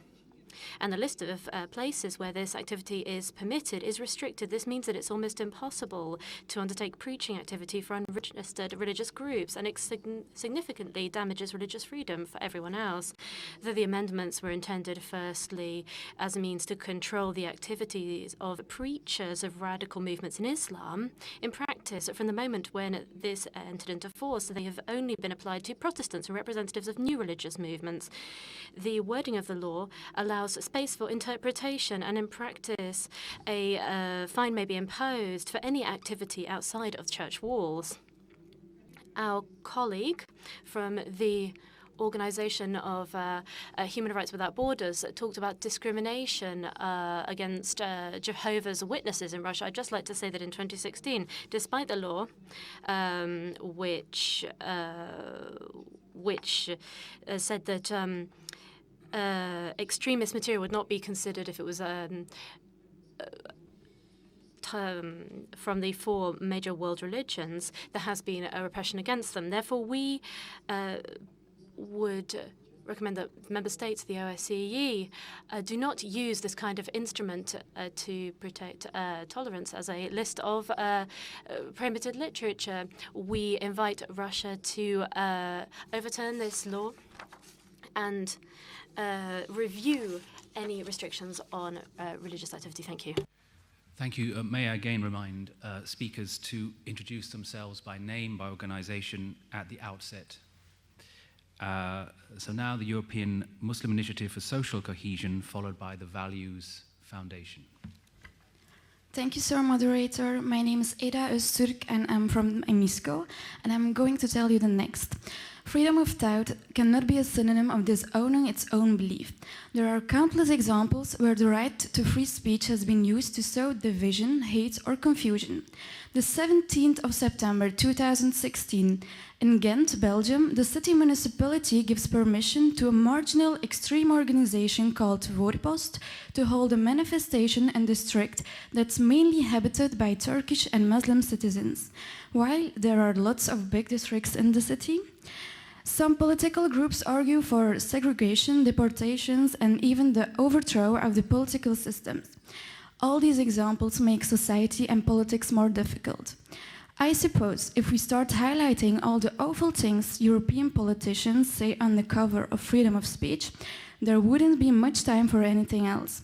Hate speech and demonization argues are misusing freedom of speech. And to give an example of France, France is using laïcité as a stigmatization tool. By reinforcing clear distinction between the Muslim communities living in France and the others, they are creating so the example of banning burqis at public beaches, which is absolutely a reducing of the freedom of religion and fundamental rights of Muslim women, is one of the last examples in that field. We call upon the participating states to re-examine their laws, governmental practices, and societal trends to combat the discrimination against Muslim communities and minorities.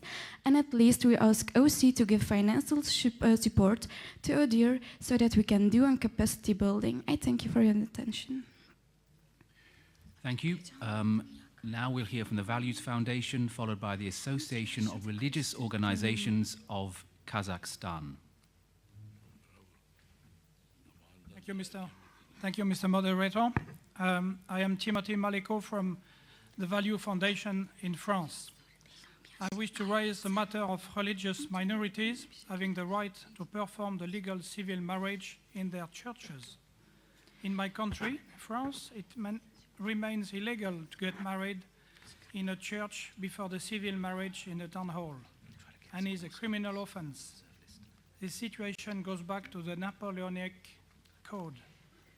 We believe, however, that it is time to review this and make provision for these minorities. Marriage is a basic human right, and so is a fundamental freedom to be able to manifest one's own faith or religion and to practice it. There are genuine Christian minorities who hold to the sacred and holy basis of marriage and regard the ceremony as very special. It is their wish to have their own government-appointed marriage celebrants who are approved and qualified to do this.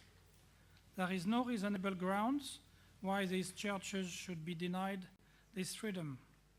Many OSCE states allow it, and recently more countries have permitted the religious marriage to be legally recognized. Why not in France? The French government's concern to prevent marriages of conveniences can easily be met by legal framework.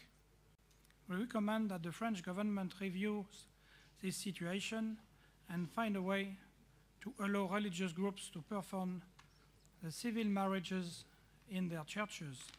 We are ready to meet with the ambassador to discuss this further. Thank you very much. Thank you. And now the Association of Religious Organizations of Kazakhstan, followed by the Act for America, Minneapolis. Добрый день. Good morning, Alexander Klushkov, and I represent the Association of Religious Organizations of Kazakhstan. Over the last few years, we have seen how right around the world the human rights situation, and in particular the freedom to practice one's religion, is turning worse. And here I'd like to quote something that was said by Vladimir Solovyov, a well-known religious thinker. The task of the law is not to establish God's kingdom on earth, but rather to ensure that people's lives are not turned into hell. The law does not force anyone to do good. Its task is to prevent evil people from becoming evildoers and therefore dangerous for society. Now, turning to the issue of freedom of religion, the picture does not differ much right across the Central Asian region. The situation that we're observing today is bringing to light a whole series of reasons for an increase in limitations on this human right. And one of the causes of this in the region as a whole is the post-Soviet heritage, which is imbued with distrust of religion in general, or at least a selective approach to religions. When the state does not have a direct influence over some faith, then they introduce certain legal standards that move more and more away from international standards in order to limit the space for that freedom.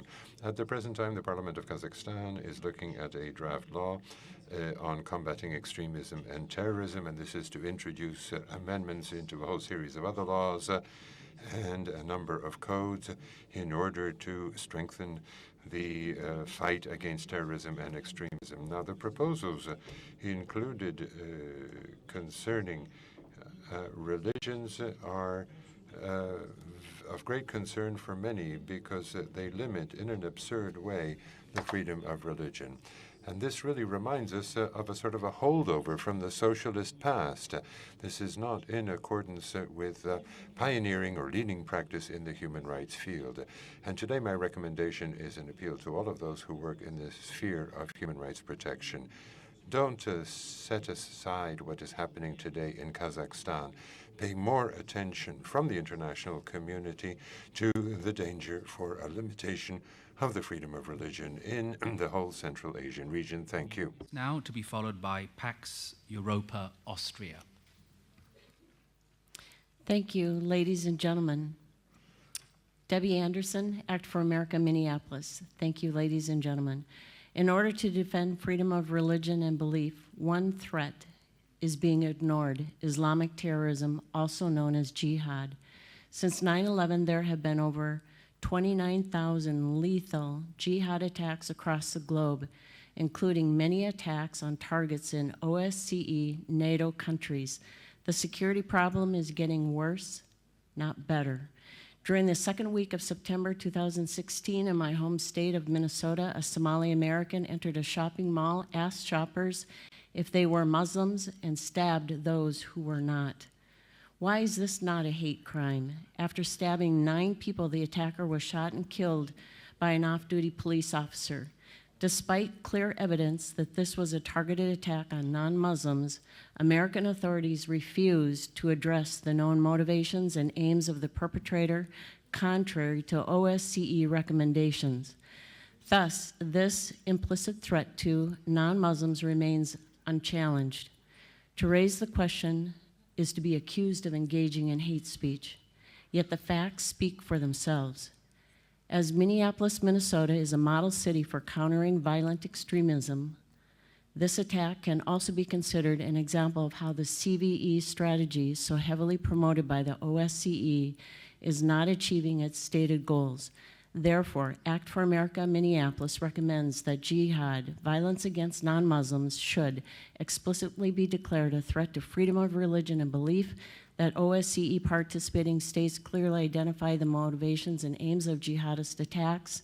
Finally, that the U.S. authorities realize that CVE is not working and apply an analytical approach to identifying the nature of these security threats.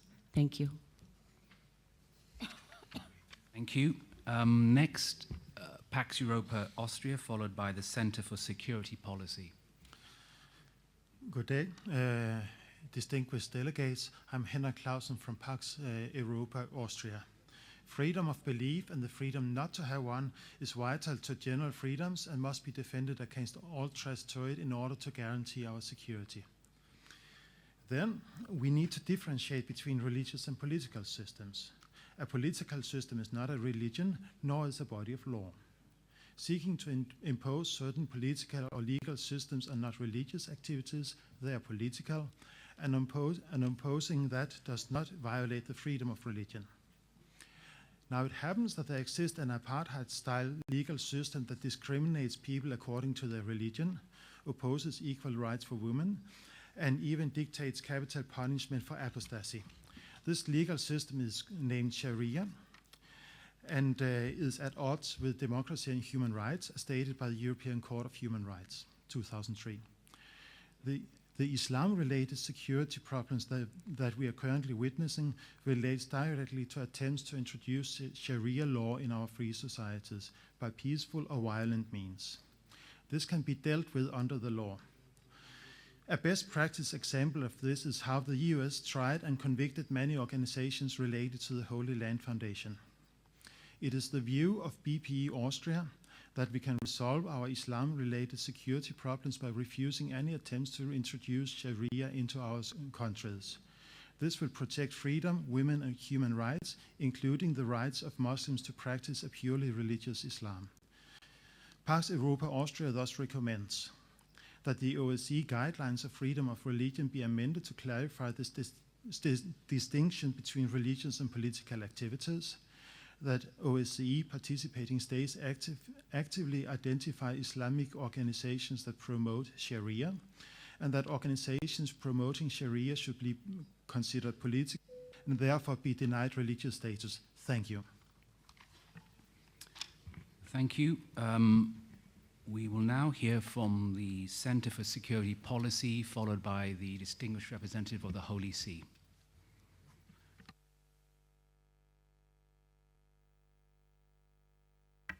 Thank you. I am Clara Lopez with the Center for Security Policy in Washington, D.C. There can be no more fundamental human right than the freedom to believe, to not believe, or to change belief according to one's conscience in safety and security, knowing that your person, property, and livelihood will not be endangered as a consequence. The United Nations Universal Declaration on Human Rights states unequivocally that everyone has the right to freedom of thought, conscience, and religion. This right includes freedom to change his religion or belief.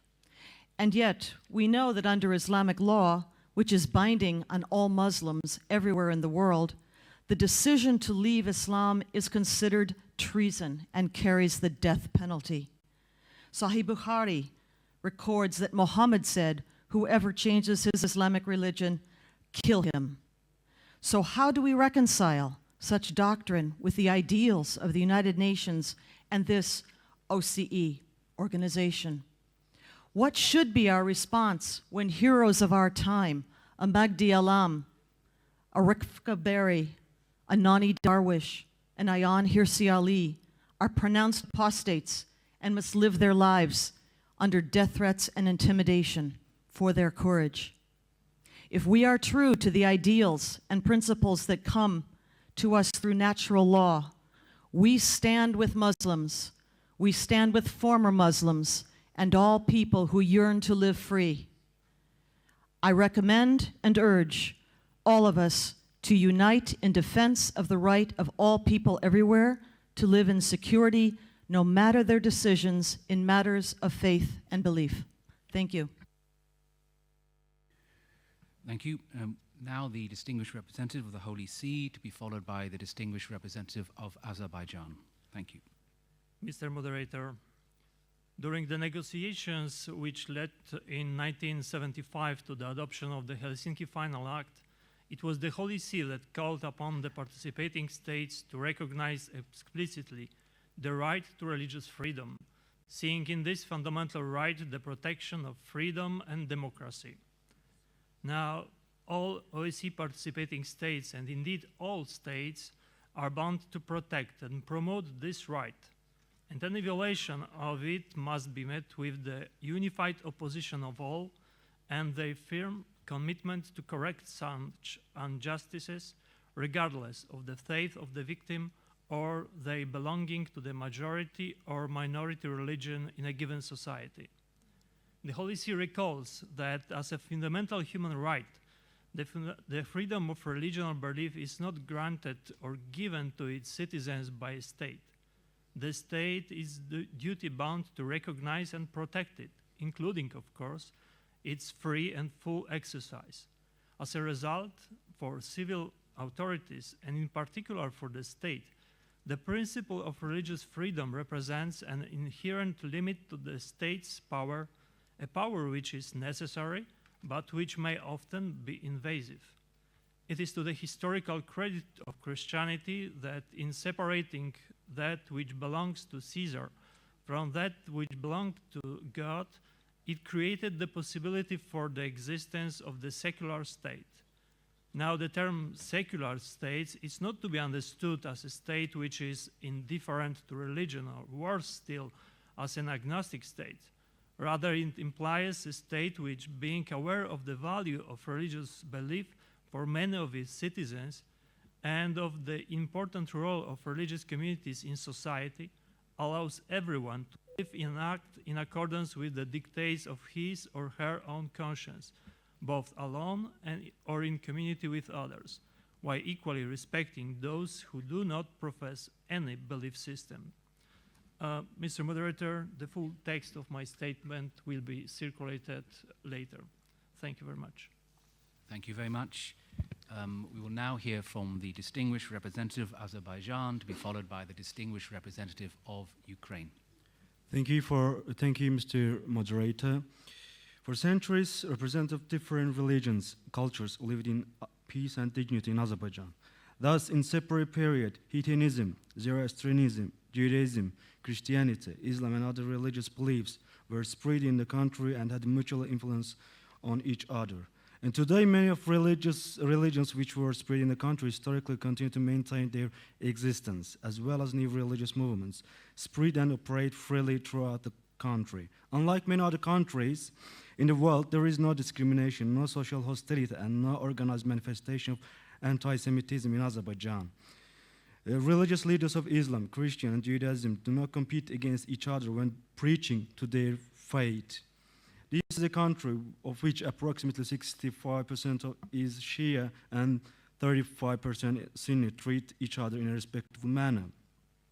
In addition, mutual cooperation of ethnic groups, tradition of tolerance, and condemnation of all sorts of conflicts are core principles of the policy on state-religion relations. A number of legislative acts that prohibit ethnic, racial, and religious hatred, enmity, have been adopted in our country. Change to the legal system in the field of religion developments in the sphere have played an important role in a more consistent implementation of the freedom of consciousness, determination of the status, rights, and duties of religious organization, as well as the regulation of relations regarding activities of religious organization. No discrimination against members of the religious communities in Azerbaijan experienced by the state bodies, while law protects fundamental rights of them in our countries. As Azerbaijan is a secular country due to its constitution, the government always takes care of religious communities without any discrimination. Just I want to give one fact. In 2016, financial aid from the President's Reserve Fund has been allocated to support and upgrade their financial conditions. We are, as a country, support principle of tolerance by protecting religious historical monuments belong to the different religions as a part of historical heritages. Armenian churches still stands not only undamaged in central Baku, but also renovated by Azerbaijani government, while almost all mosques and other religious historical temples have been destroyed or discredited in the occupied territories by Armenia. In conclusion, we suggest OSCE ODR to appreciate Azerbaijan's policy on state-religion relations and explore applicability of Azerbaijan's state policy on tolerance and multiculturalism in the other countries.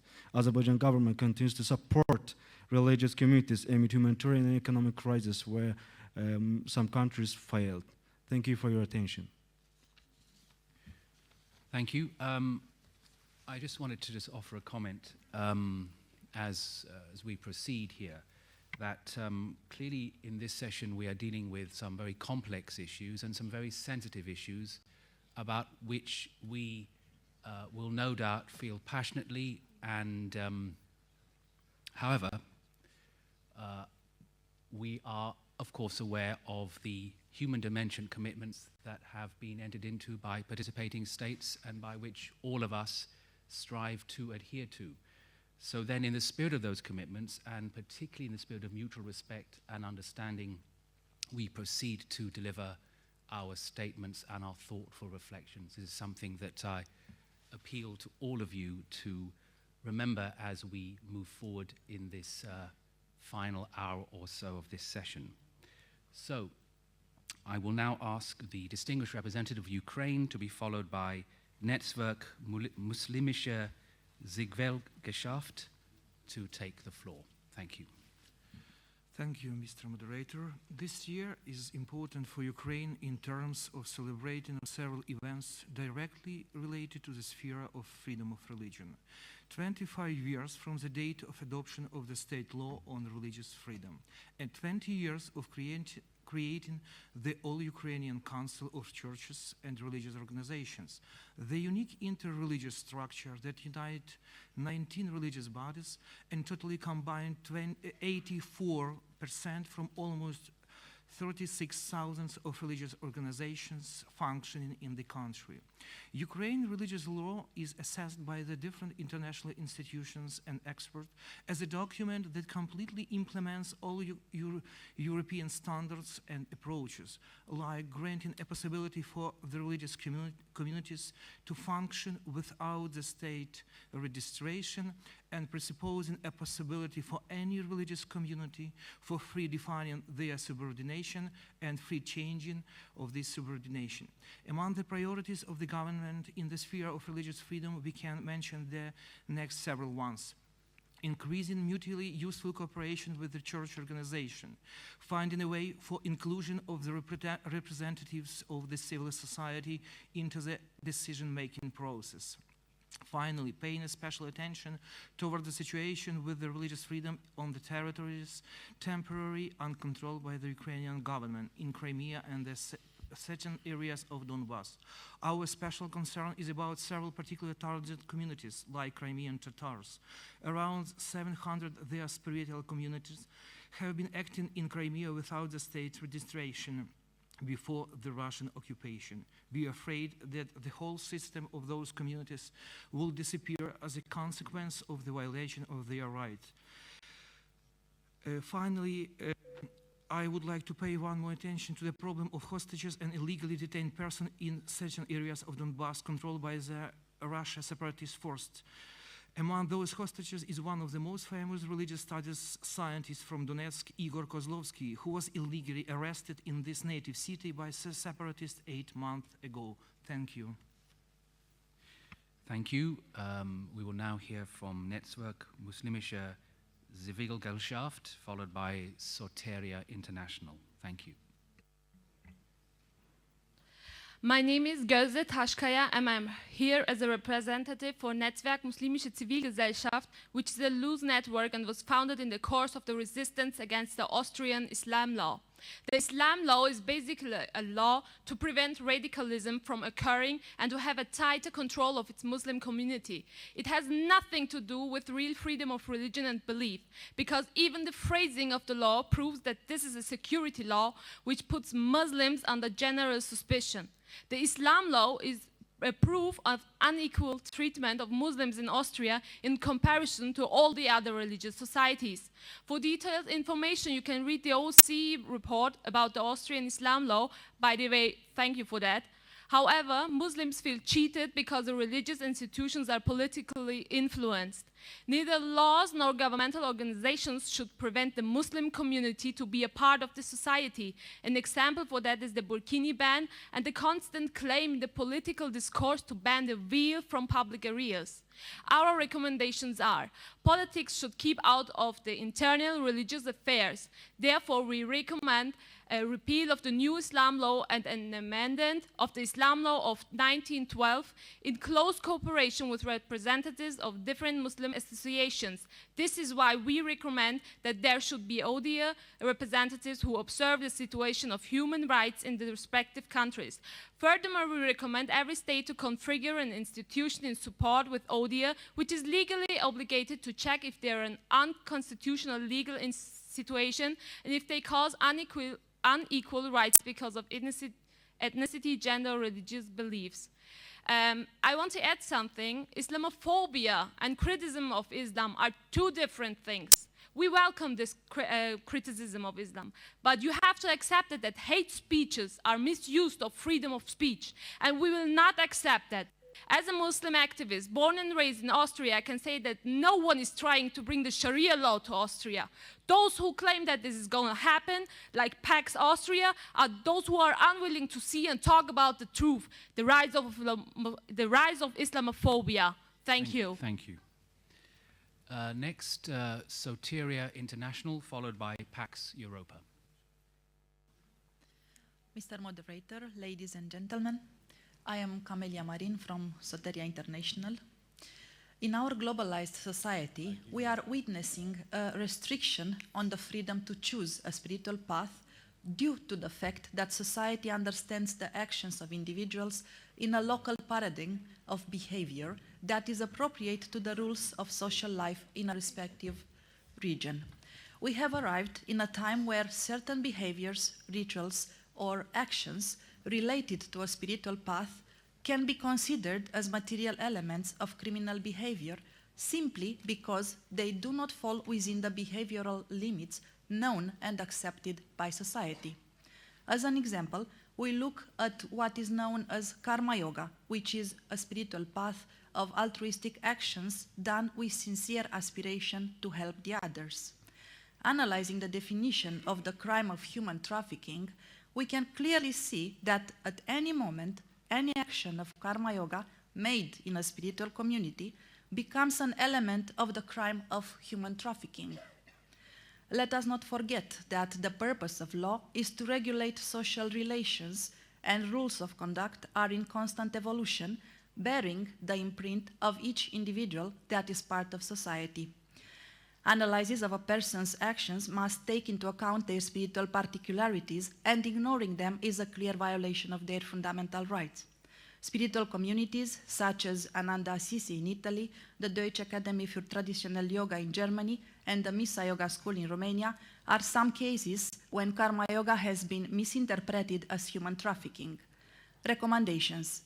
Soteria International recommends for the OSCE and other competent bodies to investigate the situation and to take the needed measures in order to avoid the misinterpretation of spiritual beliefs and choices and the potential of subjection of spiritual communities or practitioners to investigations based on such alleged crimes. Thank you very much for your attention. Thank you. Now we will hear from Pax Europa, followed by the distinguished representative of Norway. Danke, Herr Moderator. Mein Name ist Thank you, Moderator. I'm Elizabeth Sabadichwa, and I represent Pax Europa. At the beginning of 2015, the Austrian Parliament decided or adopted a new law on Islam.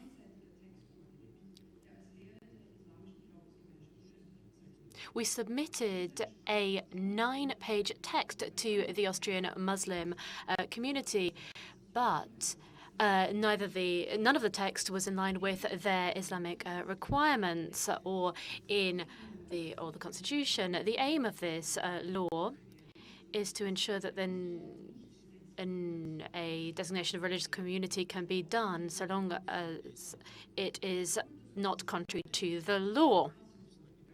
The Ministry of the Culture therefore violated the law and the Constitution when he authorized this doctrine in 2016.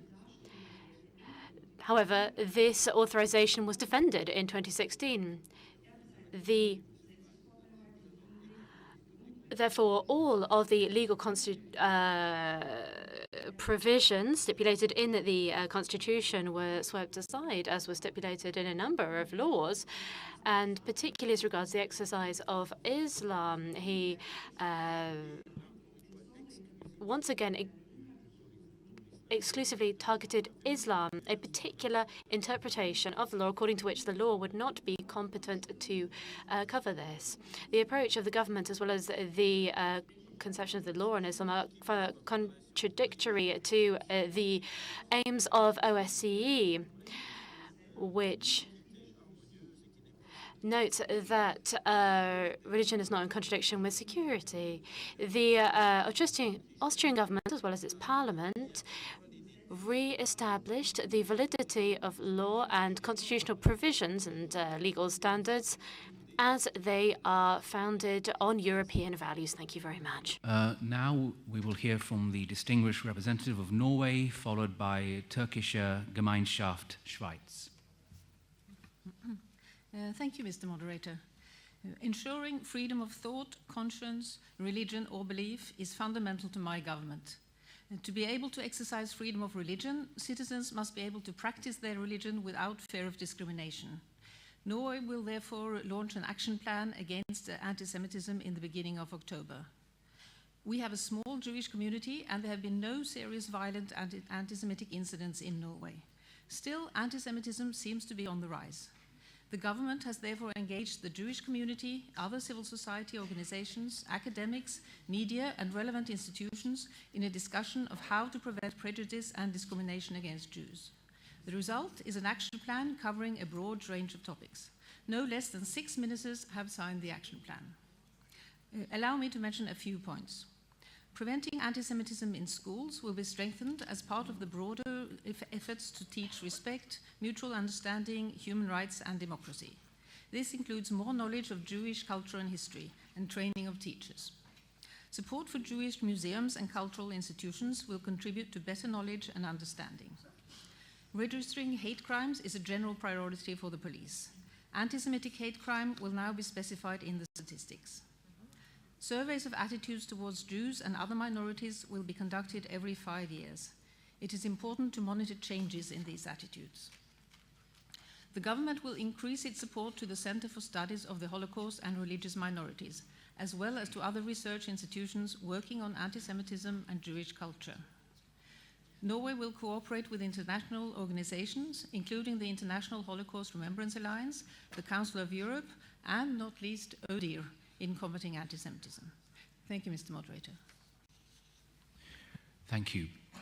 Now, Türkische Gemeinschaft Schweiz, followed by the Institute for Religious Freedom. Thank you, Moderator. Ich heiße Kahraman Tunaboylu. My name is Kahraman Pell, and I represent the Türkische Gemeinschaft Schweiz. Today's world is confronted with 2 problems. In Syria and the Middle East, we see terror waging, which is forcing people to flee to Lebanon, Jordan, and Europe, and we know how many social problems are resulting from that. European citizens are not prepared to host, to welcome these war refugees. They're happy to admit a few of them, but not too many, and preferably young, well-educated Christians. Muslims are less welcome, and that is very dangerous. That means that Muslims from the Balkans and from Turkey who have lived for years in Europe in peaceful coexistence are perceived as not being worthy of trust, as being a danger to social peace. Now, if we want to prevent terrorist acts, we have to engage in coordinated action. Politicians, the media, and civil society must all work together. Politicians must refrain from populist demagoguery, but rather offer constructive solutions. The media should inform the public in a way that is fully respectful of the values of other cultures, and should try not to indicate to the population that there is a security problem, to undermine their sense of security. Young people professing other religions than the mainstream religion should nevertheless be offered an education at the highest possible level. We must find common values that unite different ethnic and faith groups in a multicultural society. I think that that is the way of preventing the danger of terrorism, or at least reducing it. So we all have work to do, the civil society, media, but my text is available on the site. The Institute for Religious Freedom, to be followed by the Collective Against Islamophobia in Belgium. Thank you. I'm Maxim Vasin, Institute for Religious Freedom, Ukraine. It has been 2.5 years that the fundamental rights in the Donbas region of eastern Ukraine have been violated. The Russian-backed separatists have systematically exploited the religious factor, trying to eradicate any kind of dissent. Instead of religious freedom and pluralism, which are inherent in the rest part of Ukraine, in the Donbas, a religion is used as ground for persecution, torture, and even the murder of priests and believers. Now, among the captured is a Professor Igor Kozlovsky, a religious studies scholar had for over 8 months charged with the support of religious minorities. Until now, numerous temples remain under control of the Russian-backed separatists, and often are used as military facilities. For example, a complex of buildings of the Donetsk Christian University, a building of the Word of Life Bible Institute on Kachenko Street in Donetsk, several places of worship of the Mormons and Jehovah's Witnesses. A year ago, Mr. Zakharchenko, a head of Donetsk separatists, declared that he will actively fight against sects. This, a new wave of religious persecution was experienced by evangelical Christians, Orthodox of the Kiev Patriarchate, Greek Catholics, and other religious minorities. Several rallies against Baptists and Greek Catholics were organized in Shakhtarsk city and Donetsk this year.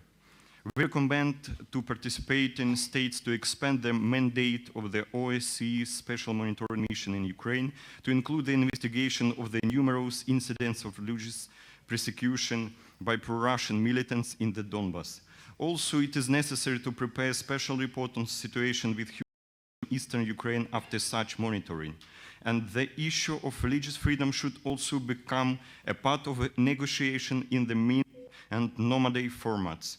OSCE should defend the fundamental right for freedom of religion for those who have suffered daily in eastern Ukraine because of the Russian aggression. Thank you for your attention. Thank you. Next, the Collective Against Islamophobia in Belgium, followed by Unconstrained Analytics. Bonjour, je souhaiterais m'exprimer. Good morning. I'd like to speak in French. So the Collective Against Islamophobia in Belgium is an official organization which fights against all manifestations of Islamophobia. This very worrying phenomenon is defined as a form of xenophobia and racism, and it's contemporary, and it targets people of Muslim confessional culture. We welcome the official recognition of Islamophobia as a violation of human rights, and it is a threat to social cohesion for all member states of the OSCE.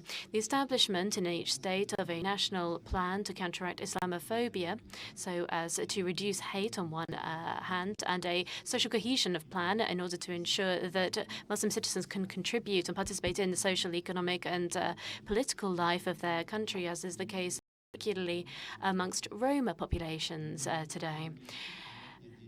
There is not enough consideration of hate crimes in Belgium. Our country does not comply with its need for the annual publication of hate crimes to the OSCE. Therefore, we would demand to reform the IT system of the police so as to ensure that complaints of Islamophobia can be registered, but also of anti-Semitism, which is not currently the case. Without measuring the situation, we cannot exactly know what the situation is and how it develops with regard to the respect for human rights. We would also request that they work to deconstruct tenacious and persistent prejudice against Muslim people in priority within the police, in teaching, and in the media. Please allow me to give you various examples of what our association has been doing on Islamophobia and what we've noticed. The refusal by a doctor to treat a Muslim person, an attempt to run over people when they were crossing the street, the degradation of trade, to reduce the ability of Muslim people to work, and neo-Nazi rallies, and there are also people who've been arrested by the police, and afterwards it was proven that they were innocent. In Belgium, 90% of acts of discrimination were against Muslim people on the basis of religious conviction, and for cyber hate, it was, in fact, this figure stood at 40%. Thank you. Unconstrained Analytics will speak next, followed by ABTTF, Federation of Western Thrace Turks in Europe.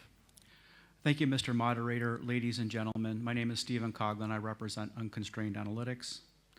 In his Abuse of Language, Abuse of Power, the famous Catholic German philosopher and dissident Joseph P. observed, "The very moment that someone in full awareness employs words yet explicitly disregards reality, he in fact ceases to communicate anything to the other. Whoever speaks to another person not simply in spontaneous conversation, but using well-considered words, and whoever in doing so is explicitly not committed to the truth, such a person from then on no longer considers the other as a partner, as an equal.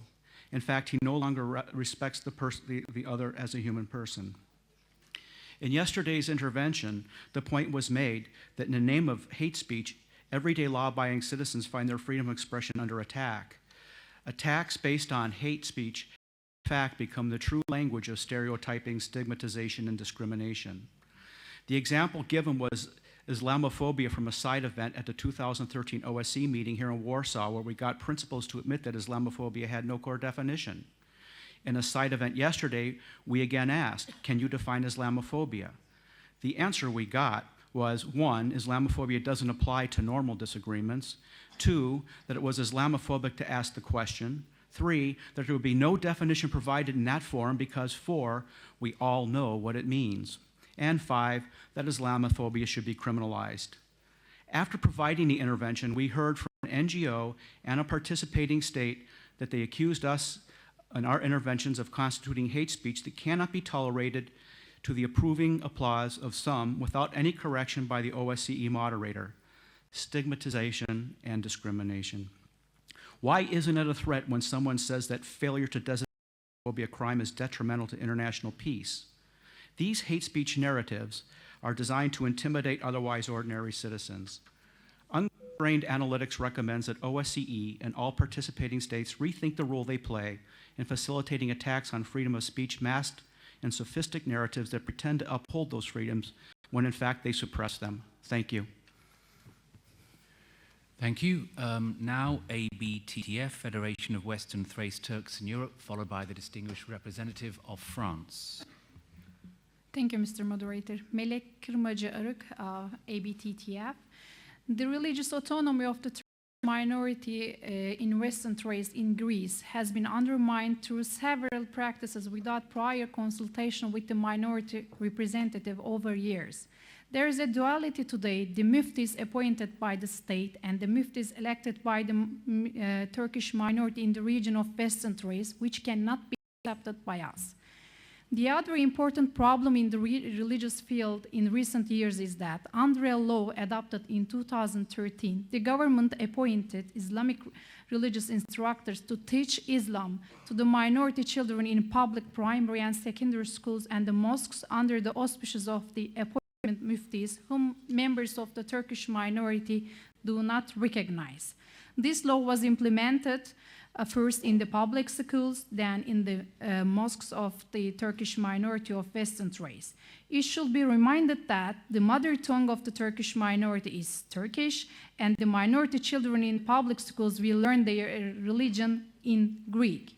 European Muslim Initiative for Social Cohesion and the Federal Union of European Nationalities expressed their strong opposition to the law and noted that it violates the religious autonomy of the minority by abrogating the right to choose their own clergyman. States should not intervene in any matters regarding issues of faith, and we urge the Greek government to allow the Turkish minority to elect its own religious leaders and their personnel, as the other churches do in the country. We would like the OEC ODIHR to ensure that the participating states respect the right to religions of minorities to select, appoint, and replace their personnel in accordance with the OEC commitments. Thank you. Sorry, thank you very much. Just to remind participating states, you do have the right to reply. You can exercise this once. So far we have 10 states that have indicated they wish to exercise the right to reply. If other states wish to do this, could you please let us know as soon as possible so we can ensure there is sufficient time to hear all the rights of reply. So, next, the distinguished representative of France, followed by CLA, International Civil Liberties Alliance. Thank you. Merci. Thank you, first of all. Well, I can say that I fully support the declaration made by Slovakia on behalf of the European Union, but I'd like to add some additional national points, in particular about our French principle of secularity. France is very strongly attached to the freedom of thought, belief, religion, and conscience.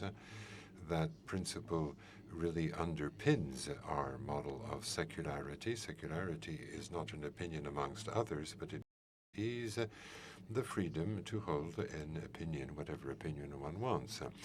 Secularity means freedom of religion, freedom to practice one's religion, to change one's religion. We also have equality as a second pillar.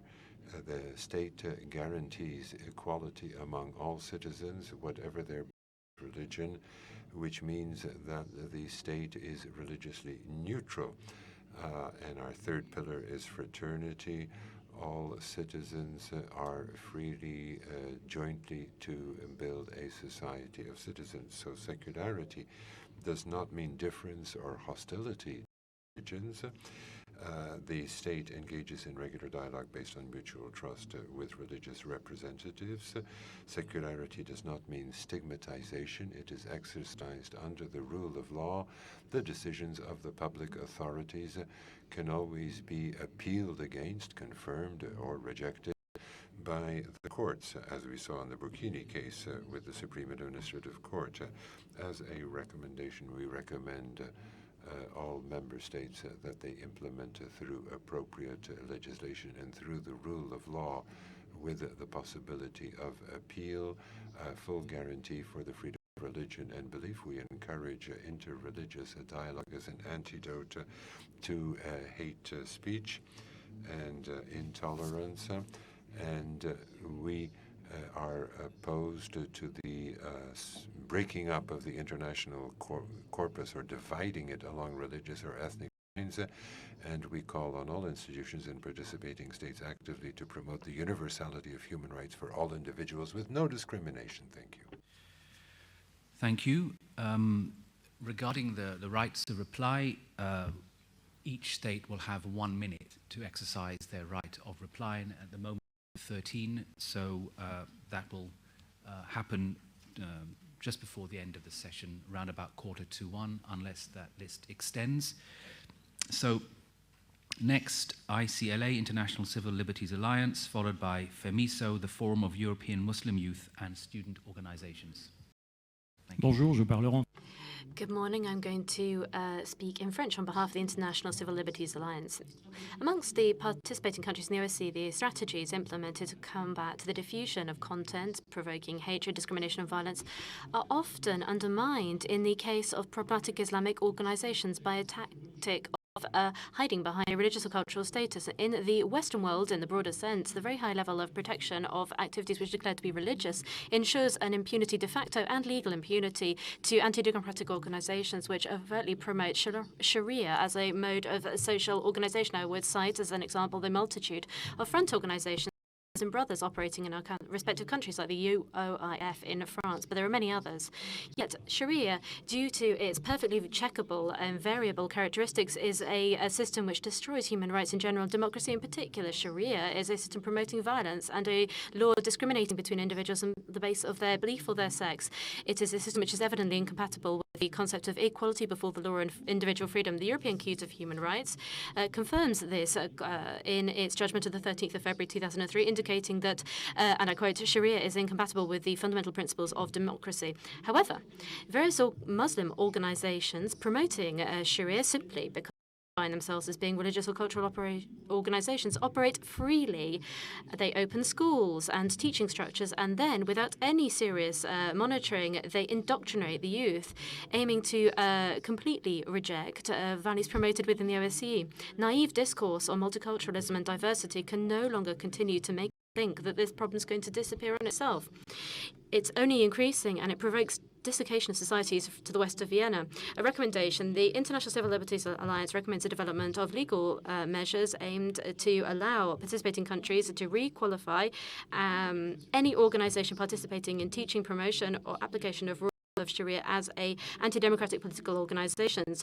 Such organizations, once re-qualified, will then see their activities fall under the legal or criminal area of attacks to the democratic form of states and incitations to discrimination and hatred and violence.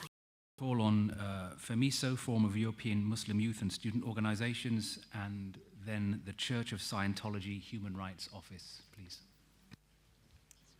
Thank you, moderator. I am Nadia Kedashi, member of FEMISO, the Forum of European Muslim Youth and Student Organizations. Defend freedom of thoughts, belief and discriminate and religion does not come without tackling hate speech and discriminations based on belief. The shocking rise of Islamophobic acts in the last few years and in more recent months is impacting the lives of millions of Muslims across Europe. In France, in the first 6 months of 2016, 100% of the victims reporting Islamophobic acts were women. In Belgium, in the aftermath of the Brussels attacks, one Islamophobic act was collected per day. These figures represent only acts that are recorded and reported. Mainstreaming of far-right and populist speeches, and I would like also to mention that here we are hearing Islamophobic hate speech and comments, and I would like to ask any people who is offended by this to complain about it. So we're witnessing a far-right and populist speech, which is the most, which is in the agenda of the most political parties in Europe, and FEMISO is currently developing an advocacy program on Islamophobia called ADVISE, which stands for Advocates Against Islamophobia in Education.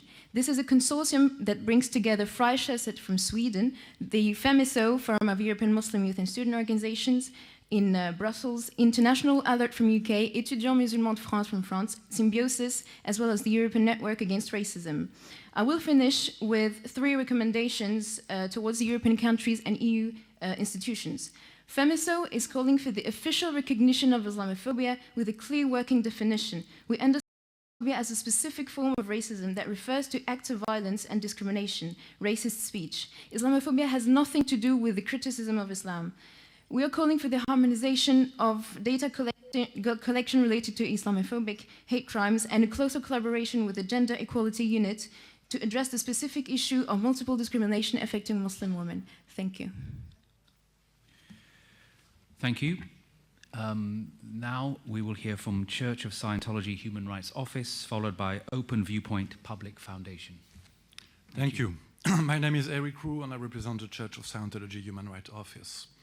Last year, I drew attention on the situation of Belgian Scientologists who were facing an outrageous attack on their religious beliefs in Belgium. I'm glad to report that the situation has been now fully resolved by the Belgian justice.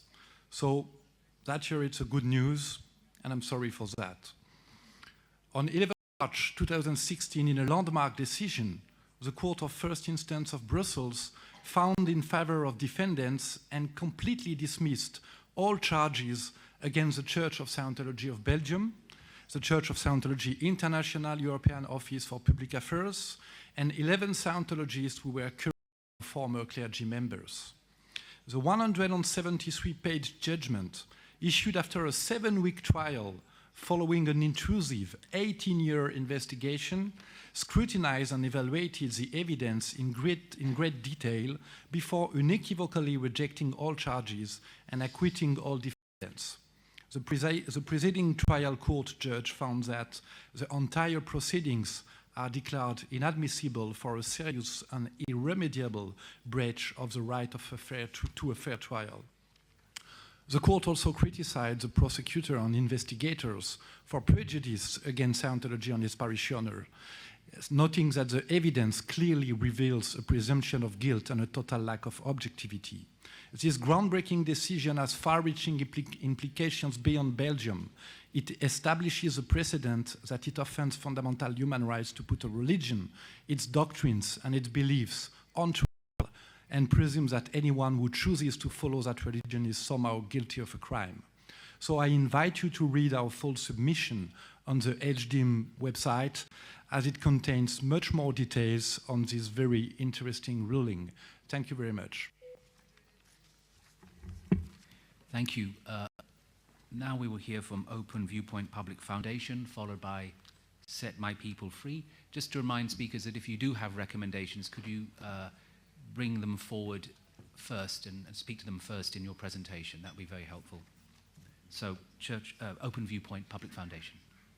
Hello, my name is Dmitry Kabak. I will continue my statement in Russian. The freedom of religion and belief situation in Kyrgyzstan is awful. As of 2014, the state pretended to come in with a new religious policy, but that amounted, in fact, to of religious minorities and unjustified interference in the activities of religious organizations. Today at 1300 hours in this very room, there will be a side event organized by our foundation with the participation of experts from Kyrgyzstan, Kazakhstan, Tajikistan, Ukraine, and Russia, and we will be talking about the freedom of religion and belief for all of you. Civil society activists, experts, and lawyers who protect human rights are unfortunately subject to persecution, and that pertains in particular to freedom of religion. For the second week now, there is this campaign in Kyrgyzstan, a poisonous campaign against human rights defenders who have participated in this session of HDIM. Terrorism, of course, is a crime. However, under the pretext of combating terrorism and extremism in our countries, we are seeing many limitations introduced on fundamental rights and freedoms of believers. There are rigid requirements when it registration and re-registration, dissemination of information, educating your children in your belief, and holding religious rights. In 2008, Kyrgyzstan received an opinion of OSCE's ODIHR on its draft law on freedom of religion, but that was not taken into consideration. And then subsequently in 2010, a new constitution was adopted, but this law is not in line with the constitution, even though other rights were taken into consideration. There is a periodic undermining of the equality of all communities, and would call on the state authorities to have full respect for all human rights applicable to all. So thank you for your attention, and I once again invite you to the side event, and I invite Kyrgyzstan to bring its law on religious freedom in line with the Constitution of 2010 that was won with the letting of blood. Free, followed by Moscow Patriarchate. My name is Kamal Fahmi. Work with Set My People Free. We are working in abolishing apostasy and blasphemy laws in Islam. 1.3 billion Muslims do not have the freedom to change religion. Apostasy laws in Islam criminalize leaving Islam. In 12 countries, there is death sentence. In 14 others, it is illegal. No freedom to leave a religion does not make sense, because if your faith does not come from your heart, God will not accept it. Blasphemy law in Islam is any objection to the authenticity of Islam, its laws, or prophet. If I say I do not believe believe in Muhammad as a prophet of God, it is considered blasphemy. It is ridiculous, because if I believe Muhammad is a prophet of God, I would have become a Muslim, but I am not. The Grand Mufti of Azhar just confirmed the death sentence for apostate blasphemers after his return from Germany. Apostasy and blasphemy laws in Islam contradict with Article 18 of the Universal Declaration of Human Rights, which gives freedom of thought, conscience, and belief, and this includes the right to change one's belief. Without freedom and right to change belief, there is no religious freedom. Honor crimes, the murder of Charlie Hebdo journalist, the murder of Pastor Jacques Hamel at the age of 85, are the application of apostasy and blasphemy laws in Islam inside the states of the OSCE. It endangers the lives of former Muslims living in SCE states. Many are under 24 hours protection. Our dream is that the international I ask you to draw your comments to a close, please. Criminalize the application of Islamic apostasy and blasphemy laws and decriminalize its victim and the ones who are trying to abolish. Thank you. Next, Moscow Patriarchate, followed by the distinguished representative of Serbia. Thank you.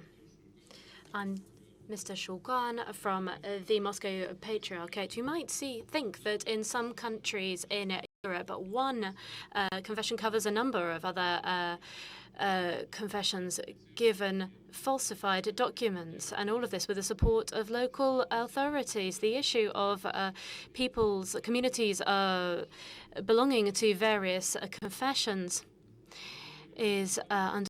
I'm not talking about Germany in the 30s of the last century, but Ukraine. The Ukrainian Orthodox Church have talked about the violent overtaking of various churches. There's a number of violations aimed at legalizing this on a legal level.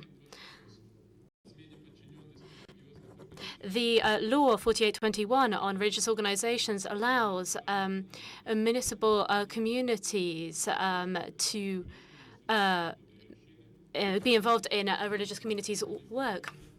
And this through a so-called referendum of people in a municipal area. Imagine if Warsaw or Munich could give over if a temple was taken from them and then given to those of the Protestant religion. Legislative project, Draft Bill 45, allows for a special status for certain religious buildings.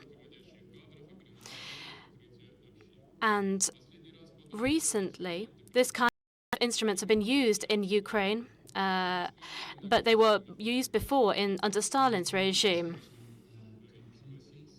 Thank you. So next, the distinguished representative of Serbia, followed by the distinguished representative of Italy. Thank you. Although we align ourselves with the European statement, I would like to make a few remarks in my national capacity. The Constitution of the Republic of Serbia and the law on the churches and the religious communities guarantee freedom of thought, conscience, and religion to all residents of the Republic of Serbia. There are 7, that is 8, traditional churches and religious communities in Serbia, which make almost 95% of total population in our country. In addition to these traditional churches and religious communities, there are legally registered 17 more denominational churches and religious communities in the Republic of Serbia. In the terms of exercising the rights established in the Constitution and the law of the churches and religious communities, churches and religious communities have equal rights. The only difference is that the traditional churches and religious communities insisted on the name traditional because of its many centuries of existence and operation in this area, and because they are by their nature more numerous, since the newly established churches and religious communities exercise registration basis of affiliation of at least 100 believers. That's how this law is one of the most liberal laws in the field of realization of rights related to religious freedom. The law allows the registration of the new churches and religious communities. A positive attitude of our states toward religious rights and freedoms is also reflected in continuing property restitution. There is decree of performing religious service in the Serbian army, a decree on payment of contribution for pension, disability, and health insurance of priests and religious officials, and that is applied to all churches and religious communities. State budget allocates funds for project activities of churches and religious communities which are related to construction, education, culture, helping monks, clergy, and religious officials, support for the clergy and monks in Kosovo and Metohija, as well for the protection of religious, cultural, and national identity.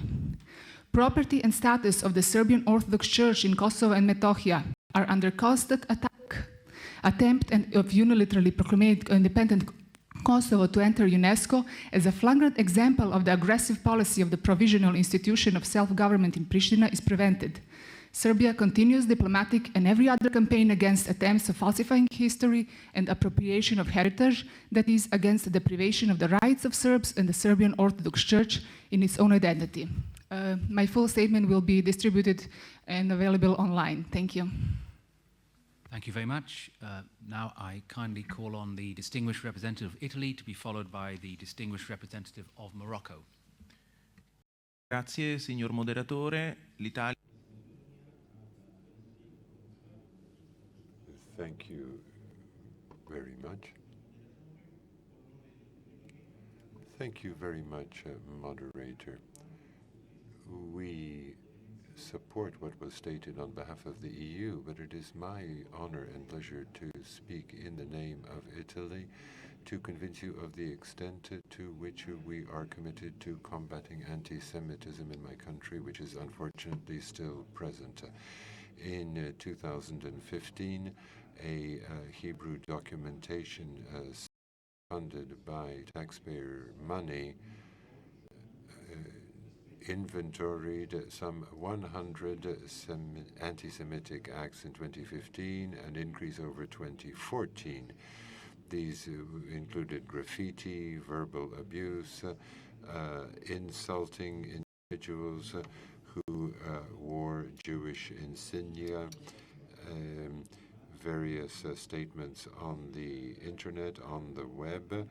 In fact, 35% of those acts were identified on the internet. So Italy has intervened on a number of occasions through legislation, through campaigns among young people. We have introduced in our criminal code imprisonment for 2 to 6 years for the abnegation of the Shoah or of the crimes against humanity and the crime of genocide. Apart from repression of anti-Semitism, we also run public campaigns. We have a special office called the Observatory of Acts of Discrimination. And we believe that it is important to strengthen cooperation among participating states of the OSCE through the organization inter alia of initiatives together with the Jewish community, and with a view to coming up with appropriate guidelines for the best way to combat this phenomenon. And I think that that is indispensable if we want to eradicate anti-Semitism in the OSCE area. Distinguished representative of Morocco, and then finally the Administrative Center for the Jehovah's Witness in Russia. And that will conclude the speakers list. Thank you, moderator. My text will be sent into the Secretariat. Morocco, a partner of the OSCE, has chosen to fight discrimination and xenophobia in all its forms through a clear vision for building an inclusive and plural Moroccan society which values all its elements. In Morocco, all forms of discrimination are prohibited under Article 138 of the Criminal Code. We are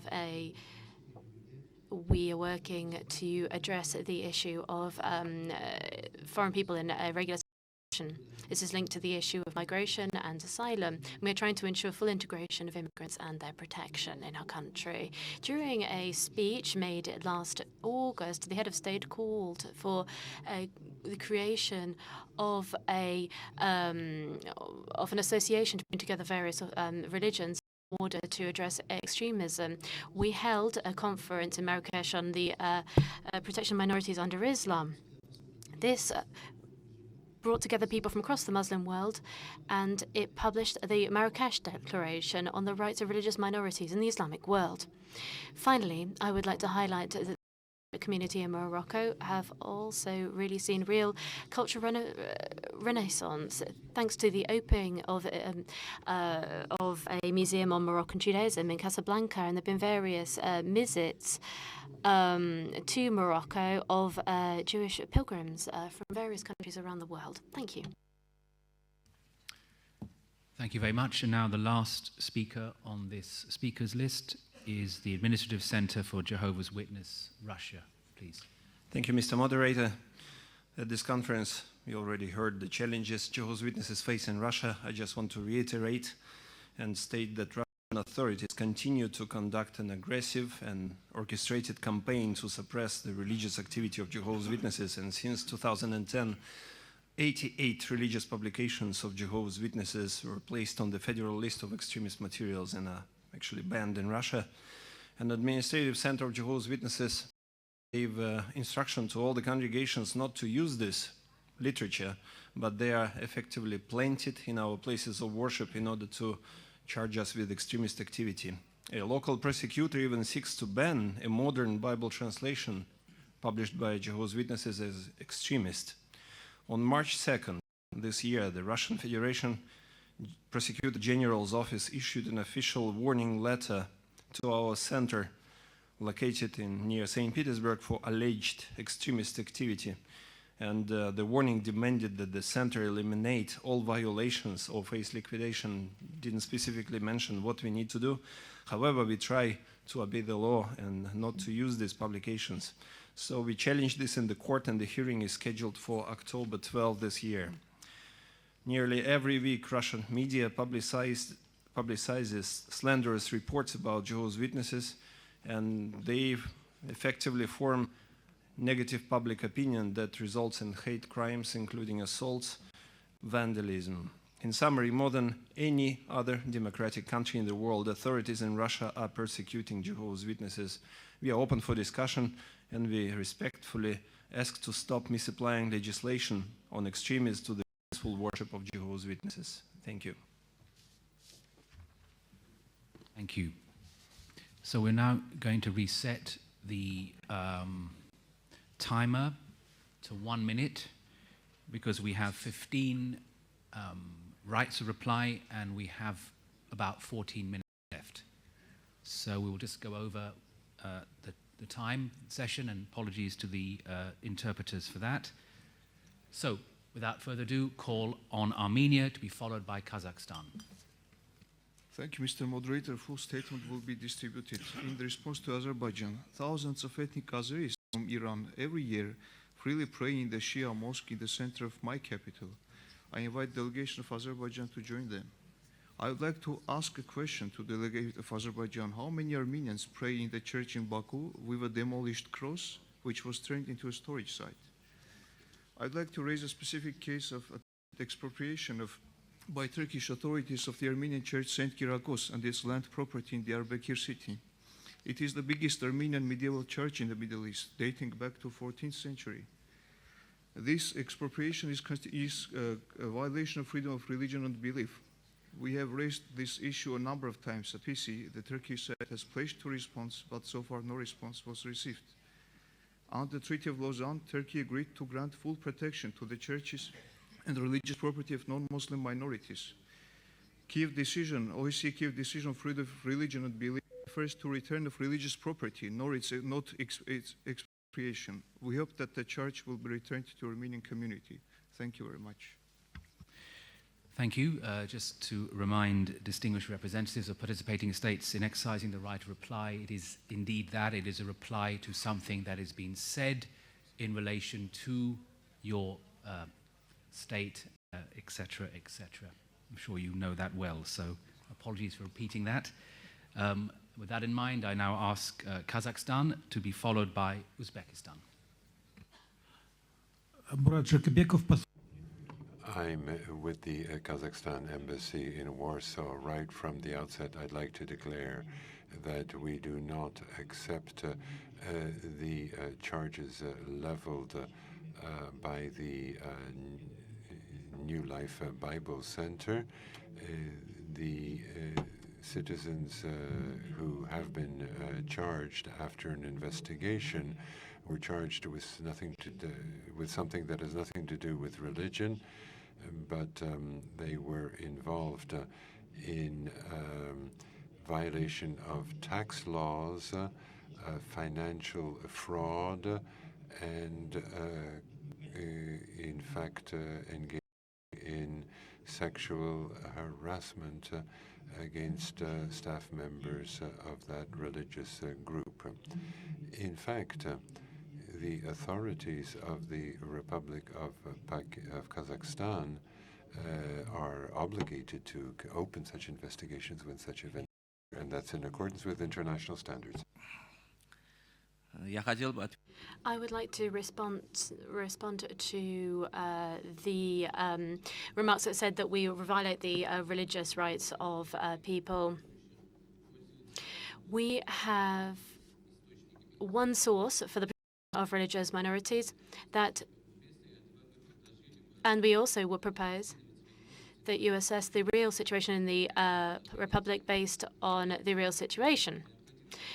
It'll probably be necessary to have closer contact with diplomatic representatives of various organizations and state, together with the state bodies of Uzbekistan in order to get more information on this. Thank you.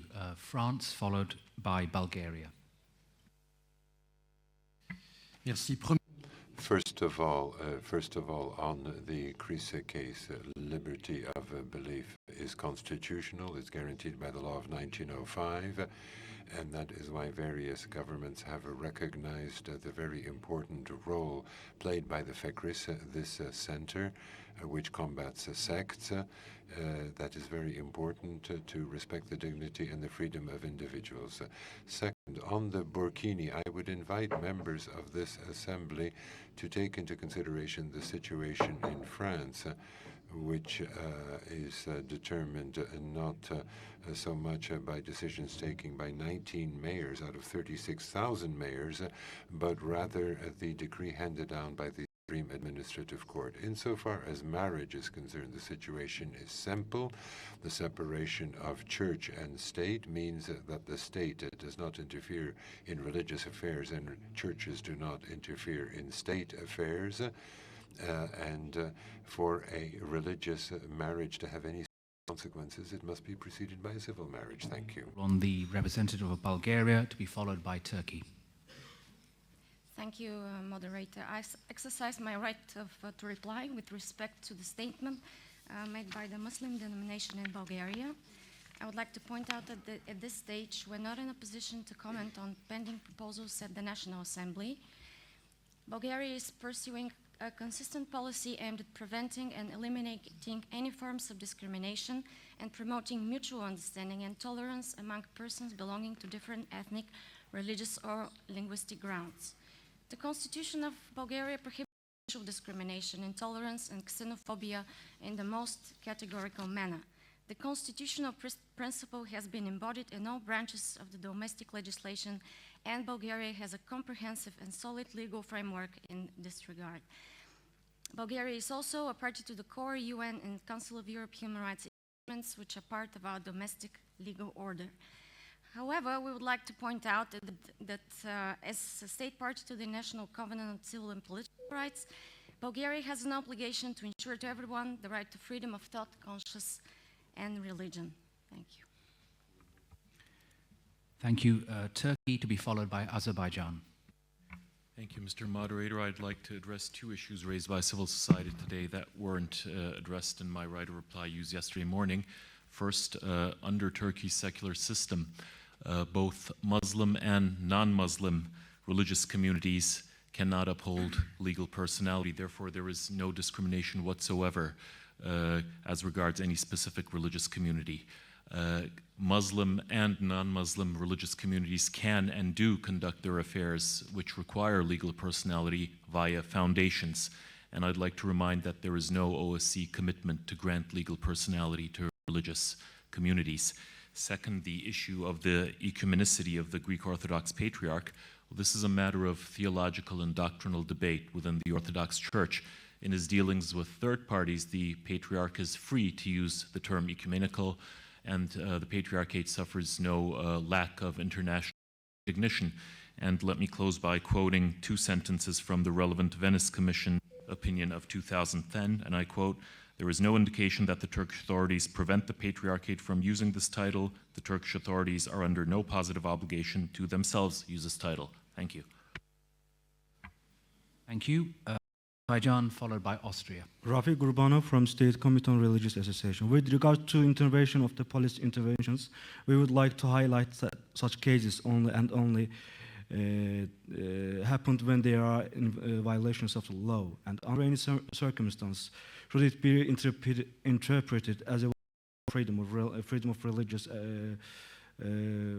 religion and or religious discriminations. In line with the law, each offense bears legal responsibility. In discrimination against dominant religions and closing mosques, the mentioned mosques are temporarily closed for reconstruction according to the action plan on year of multiculturalism. We also should underline that Azerbaijan is a country where 90–60% of the population are Muslims. Today, number of registered religious associations of Muslim is 692. Regarding registration, the issue emerged during the registration process is related to the religious communities itself. The official decision on registration by the state committee sent with the comments and reasons to the religious associations. The statistical informations are posted on our official websites. About the distribution of religious literature, we would say that there is no any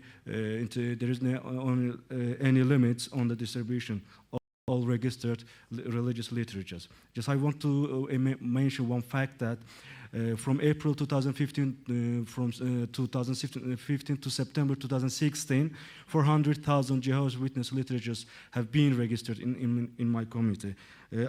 Answer to the Armenian delegation, say that St. George Illuminator Armenian Cathedral located in downtown Baku is being preserved, and invited the delegate of Armenia to look up the recent pictures of the church on the internet by international media outlets. Thank you for your attention. Thank you. Austria, followed by Hungary. Yeah, thank you very much. Thank you very much. In reply to various allegations regarding the newest Austrian law on the recognition of Islamic communities, let me state the following. The new Islam law became necessary as social realities in Austria have changed completely over the last 100 years. When the law was originally adopted in 1912, Austria was the first European country to officially recognize Islam as a religion. Today, approximately 570,000 Muslims live in Austria and make up to about 7% of the total population.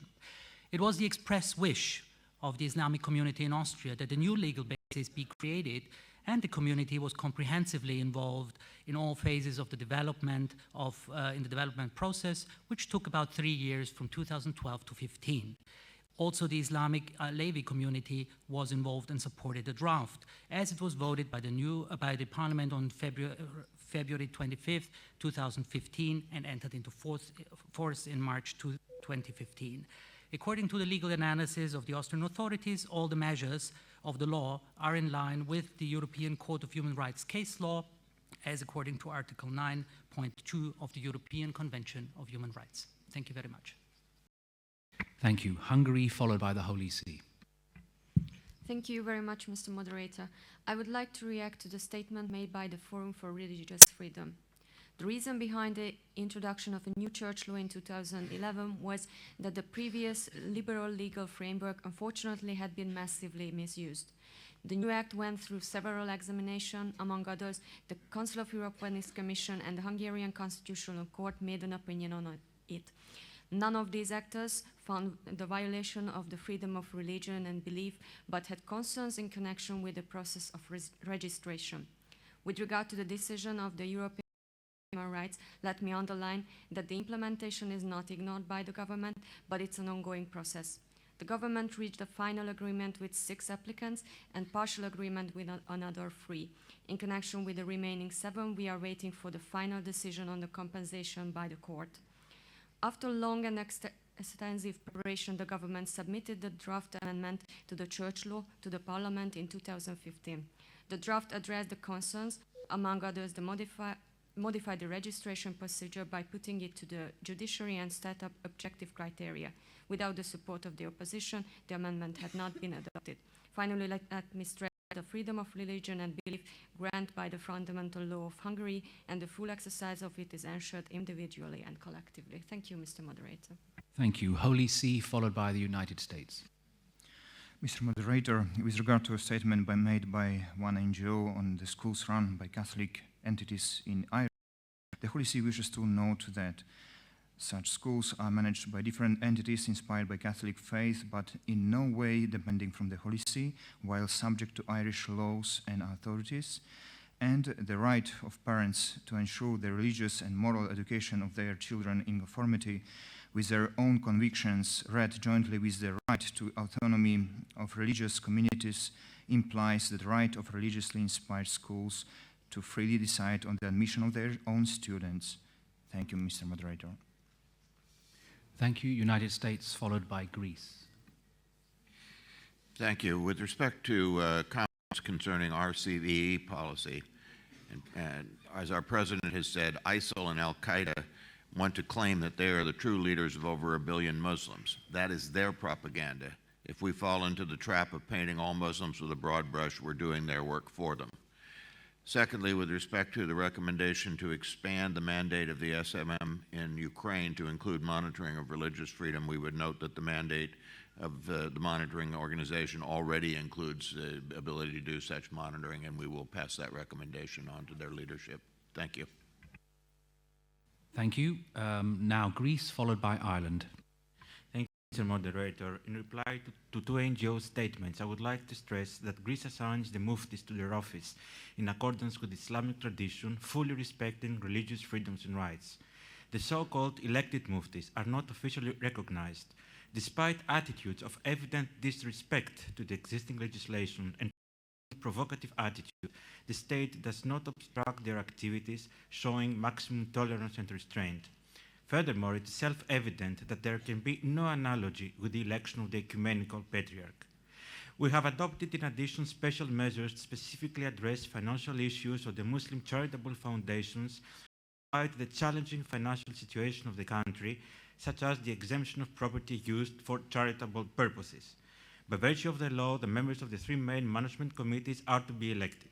Finally, we have substantially enhanced the status of religious preachers who are free to choose whether or not to join the applicable legislative scheme to benefit from it.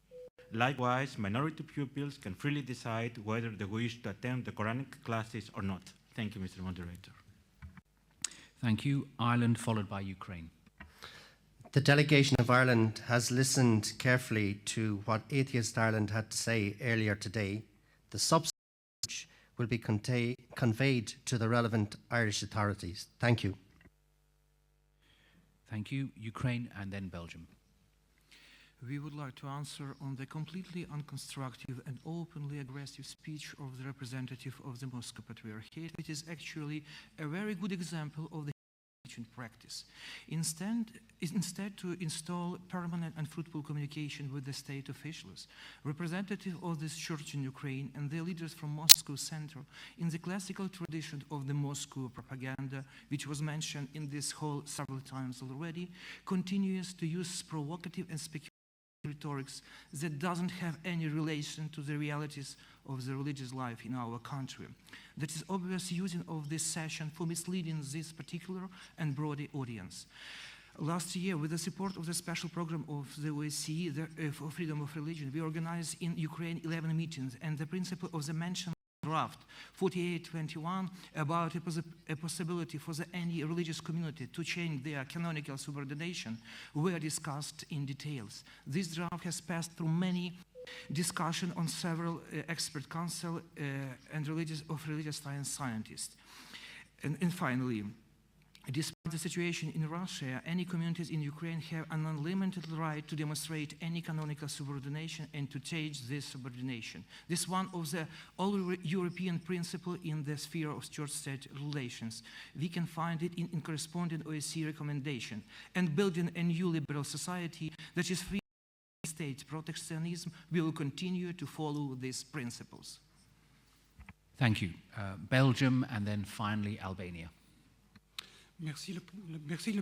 Thank you, moderator. Belgium has taken a due note of the recommendations and remarks made by the Collective Against Islamophobia in Belgium, Think Out and others.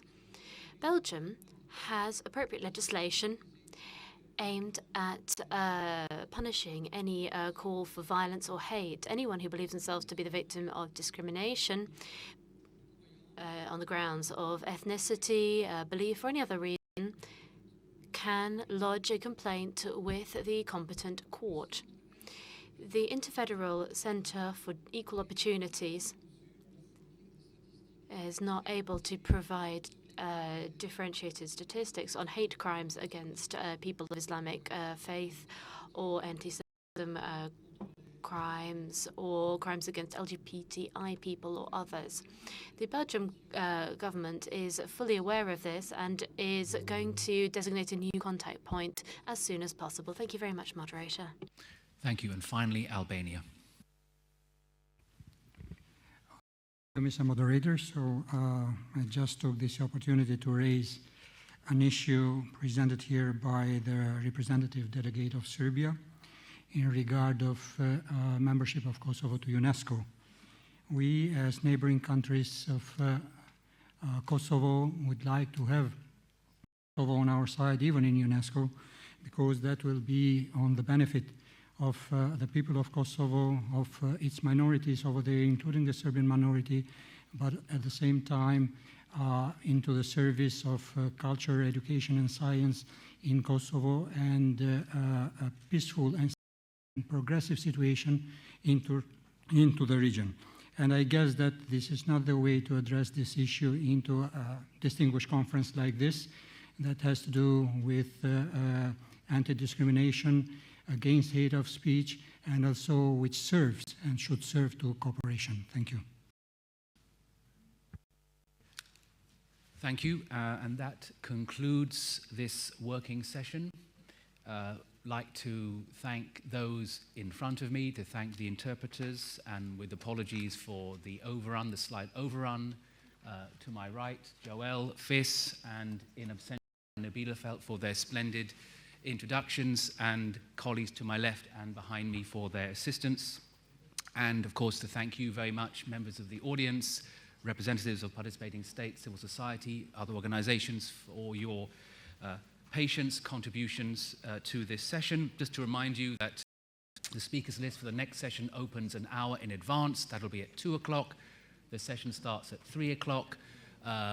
Please leave behind your headset receiver and I was going to say your head, but actually your headphone in the room. And you're warmly invited to side events, and the next details of which can be found outside this hall. Thank you again.